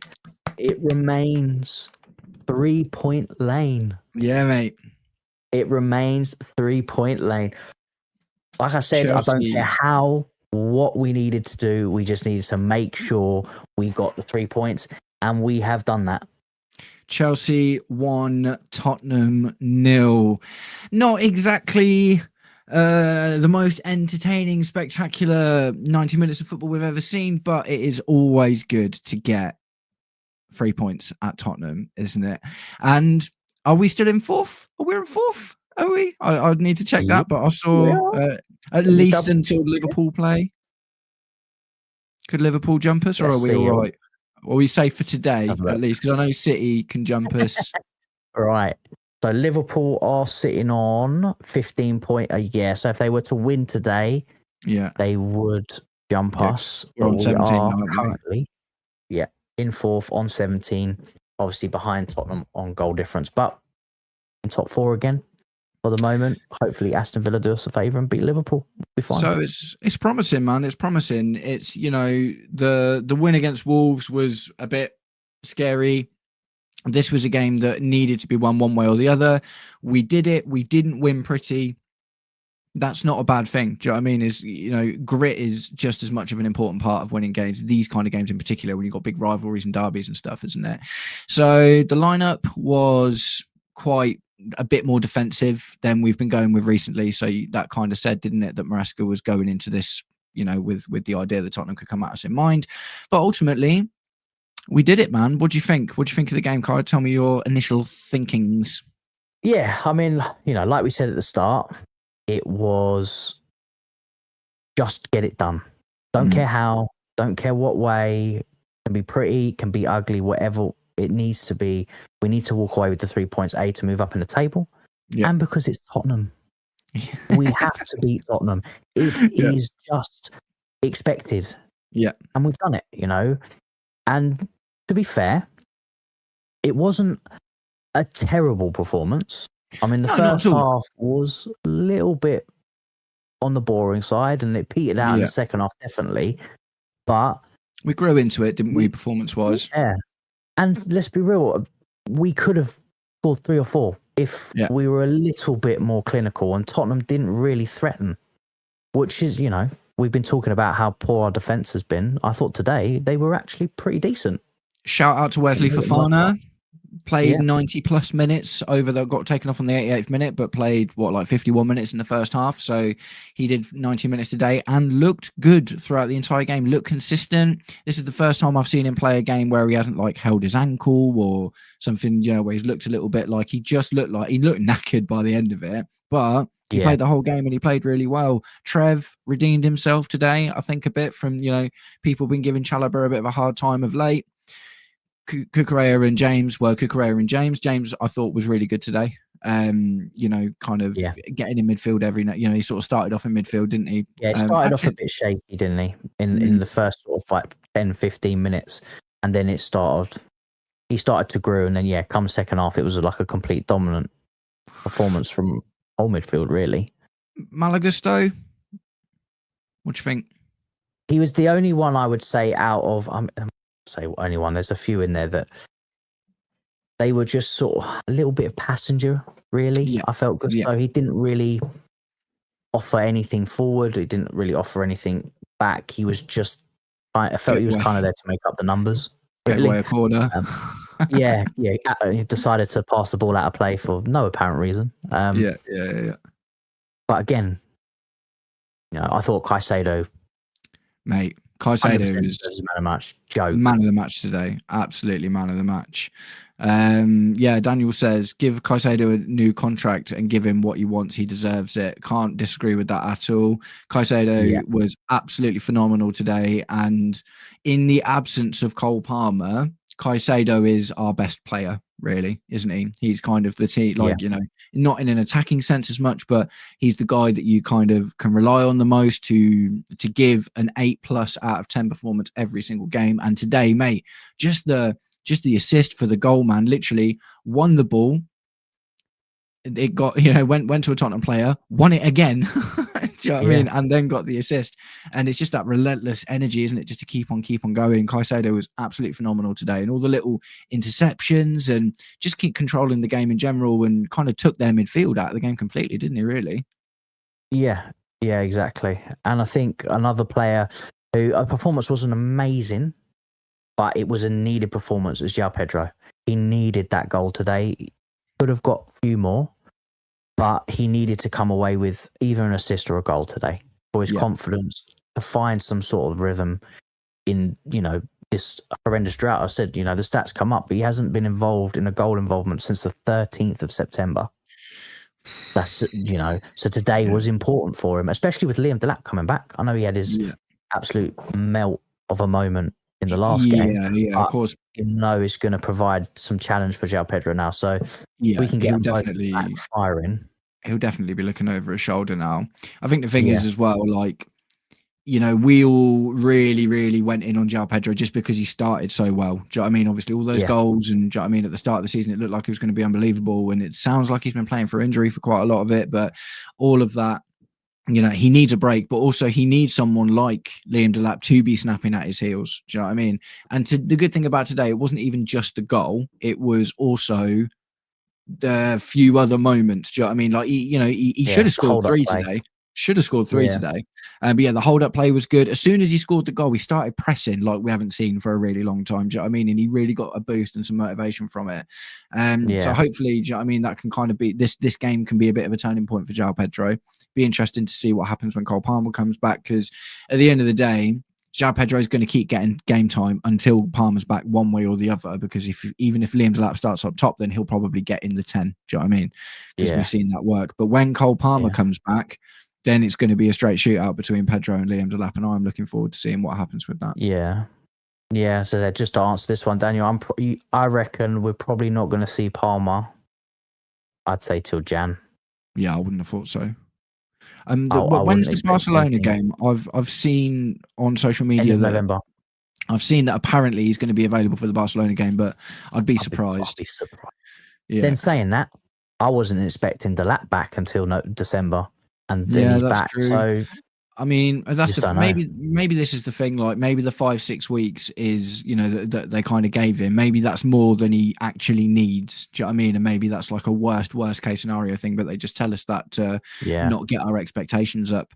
It'd be interesting to see what happens. Like, I agree with you, Kai. I think Liam Delap coming back has definitely been early. And despite him, he didn't look leggy, he looked rusty. Do you know what I mean? He looked like he hadn't played, obviously. Yeah. So, but he to be fair, he looked fit and, you know, kind of ready to go, didn't he? He didn't look like he just come off the back of a big injury. Sometimes when you see Lavia or James come back, you see them playing within themselves a little bit, don't you? Because they're obviously like concerned about going worried out about their injury. Yeah. But no, for the 10 minutes of Liam Delap, we saw him, I didn't really get everybody. So, you know, vis-a-vis beating Tottenham today, you know, it's a good win. Thomas Frank's a really good manager. They have a reasonably good squad. I think maybe it bears talking about Xavi Simons a little bit today. I think we have to, because it was a player that, you know, we said it on the stream, you know, he would have been a better option than Buonanotte. However, what he has shown, and it's not just in this game, because I'm pretty sure if there's any Spurs fans out there, you'd agree that he's not done well since arriving. No, not really. And he's struggling. He looked really sharp in one of their games against Brighton. Didn't make anything happen, but looked really sharp. But other than that, do you know what I mean? He's not. And today, to get subbed on, have a stinker, and because of your stinker, you get hooked off again. I mean, it's not a good look on Simons, but I don't think he did anything on the ball. I think he had one good pass, which was over the top. I think into Kudus, and I think that was about it. Other than that, I don't recall seeing him do anything else apart from dive on the floor. Yeah, got carded. That's game. That's about it. Yeah, do you think that we made the right decision ultimately with getting Buonanotte on loan over paying the money for Xavi? When you weigh up the money,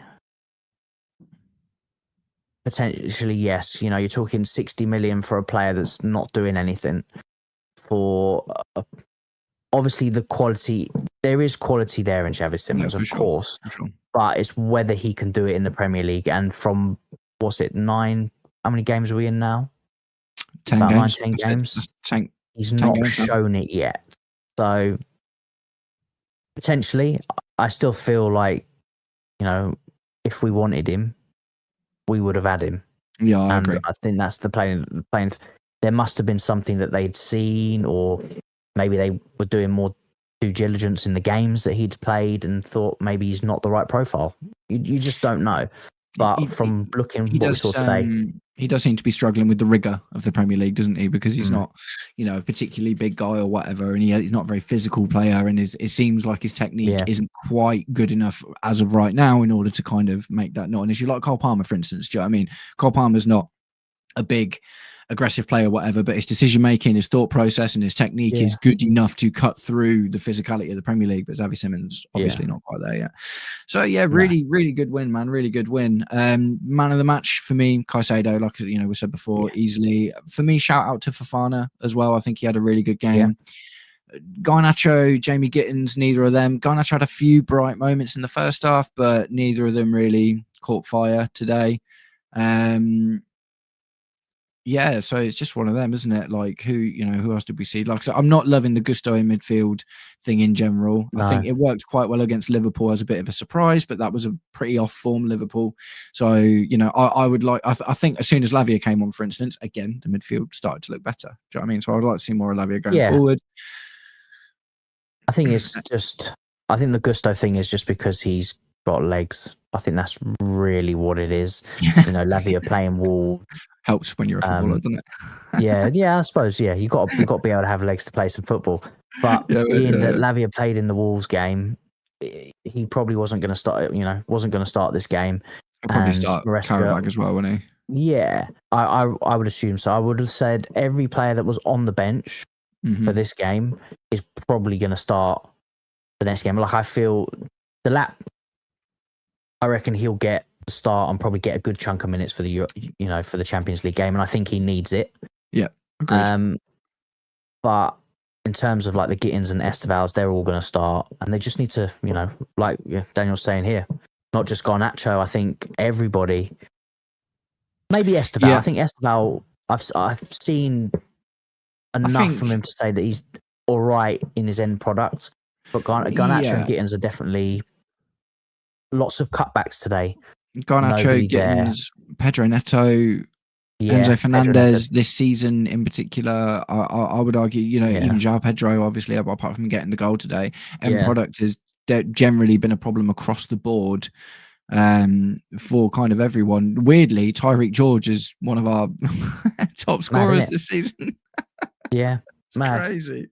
So, I mean, there's a good chance you might see him up top in the Carabao against Carabao. Against Karabag. I think I'm with you, man. I think it's going to be Liam Delap, and I could see maybe.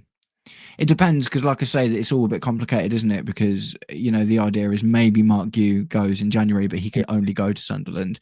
I think Jorgensen is going to get the start in goal for Karabag, unfortunately. But you would argue Karabag not even as much of a hard game as that Wolves game or the Ajax game. This is, We've done all right in the Champions League, but on that, Sanchez really good today. I thought he was pretty good. His distribution was good. His collection, fantastic. Yeah. Came out and bozo moments, claimed it pretty much every corner, didn't he? Yeah, started a couple of really good attacks, actually. There was one moment where Garnacho got fouled when he made a run up on the right, and that was started by Sanchez, and he kind of saw it and, launched it and made it happen and stuff. Absolutely fair play to Sanchez today. I think he had if he's like that every game, I can deal with having him for the rest of the season. Do you know what I mean? It's just the bozo moments, isn't it, that you worry about with Sanchez. That's really the only thing in it. We're always waiting for a bozo moment to happen from anybody, really. But today, no red cards. No bozo moments. Do you know what we haven't talked about yet? Red card FC's left. The officiating, mate. We're saving that one right for the end, because I've got a lot to say on that absolute mug of a referee that was on that pitch today. This guy, mate, what was going on? And it was kind of from the first half as well, wasn't it? There was a few like fouls that weren't given. Do you know what I mean? And it was kind of everything to Tottenham, nothing to us, nothing. And then it all bubbled over when Bentancur tried to break Reece James's foot. That's the angriest I've ever seen Reece James, man. Angriest I've ever seen Reece James, for sure.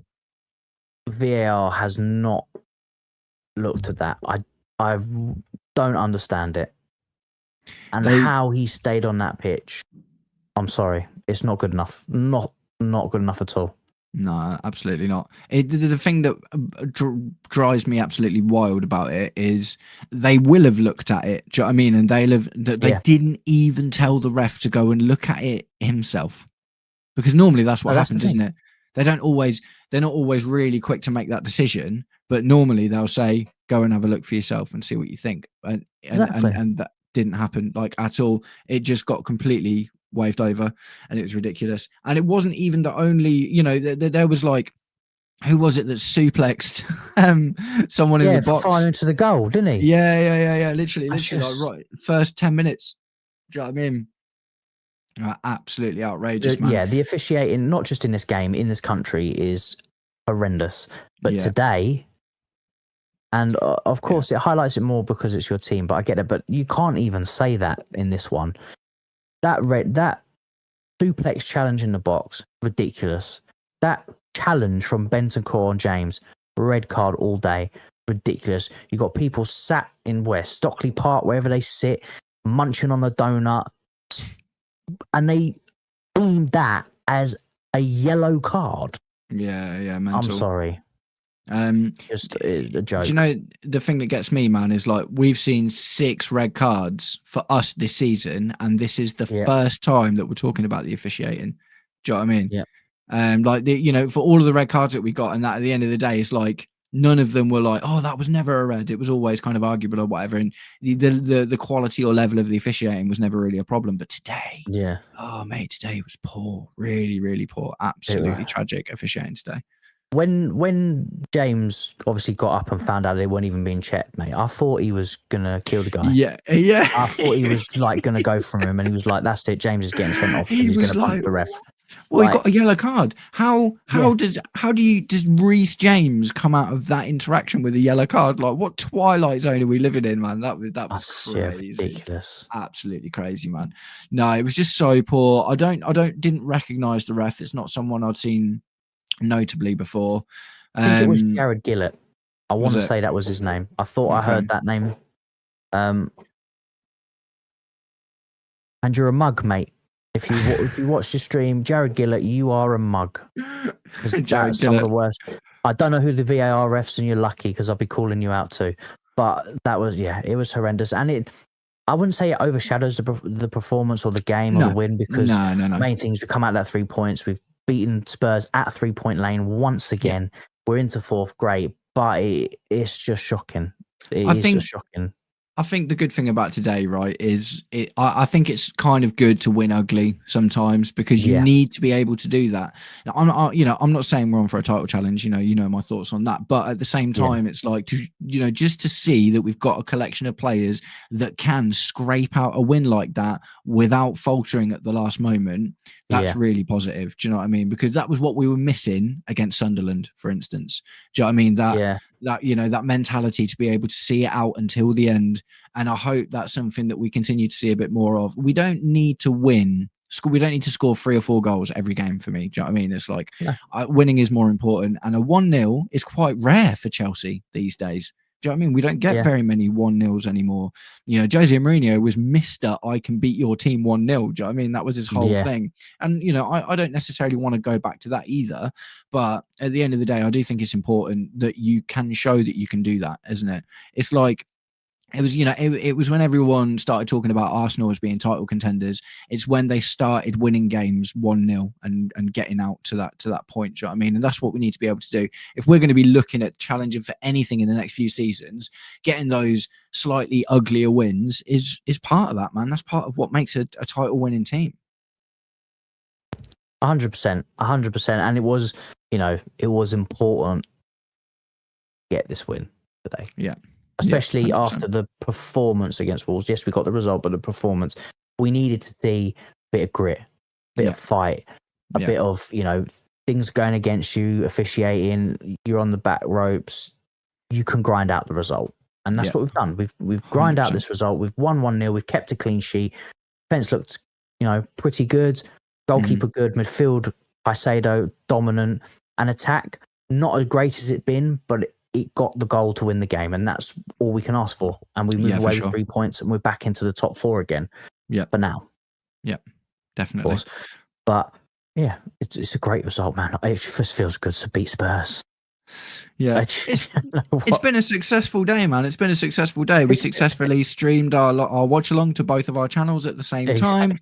We got 3 points at White Hart Lane, and we are currently 4th in the Premier League, although that potentially will only last today, but we'll obviously have to wait and see what happens. But either way, it's been fun doing the stream with you, man. Guys, if any of you are still watching, me and Kai will both be streaming on the Blue Lounge tonight to give our thoughts, feelings, and opinions with Mo. So obviously check in for that as usual. Yes, as Daniel said, hit the subscribe button and get behind Daniel. Appreciate you, bud. Let's get Kai to 200, man. Let's get Kai to 200. I'll do the collaborator function in the when we upload the video, so we, do you know what I mean? It gets you out to more people as well. But nice one, guys. So should we wrap it up there? Yeah, no, I think it's a good. Said it perfectly, there, mate. 3 points, 3-point lane. It was good, man. It just feels so good to beat Spurs, and I think everyone can go to sleep tonight happy. And roll on to the next game. Next game. Bring on carrier bag, mate. Bring on, carrier bag. Yeah, it's a 5:45 kickoff on that one as well, which is interesting. But buzzing, and we're picking up that streak again with 2 wins now. Make it 3 now. Big up to the chat, everyone that joined. Thank you for commenting, liking. All the love and support is always appreciated, and we'll catch you all. Well, some of you will catch it in the next hour or so, but we'll see you. We'll catch you all soon. Oh, mate, it's 8 o'clock already. That's mad. Nice one, guys. We'll see you all tonight. Catch you later.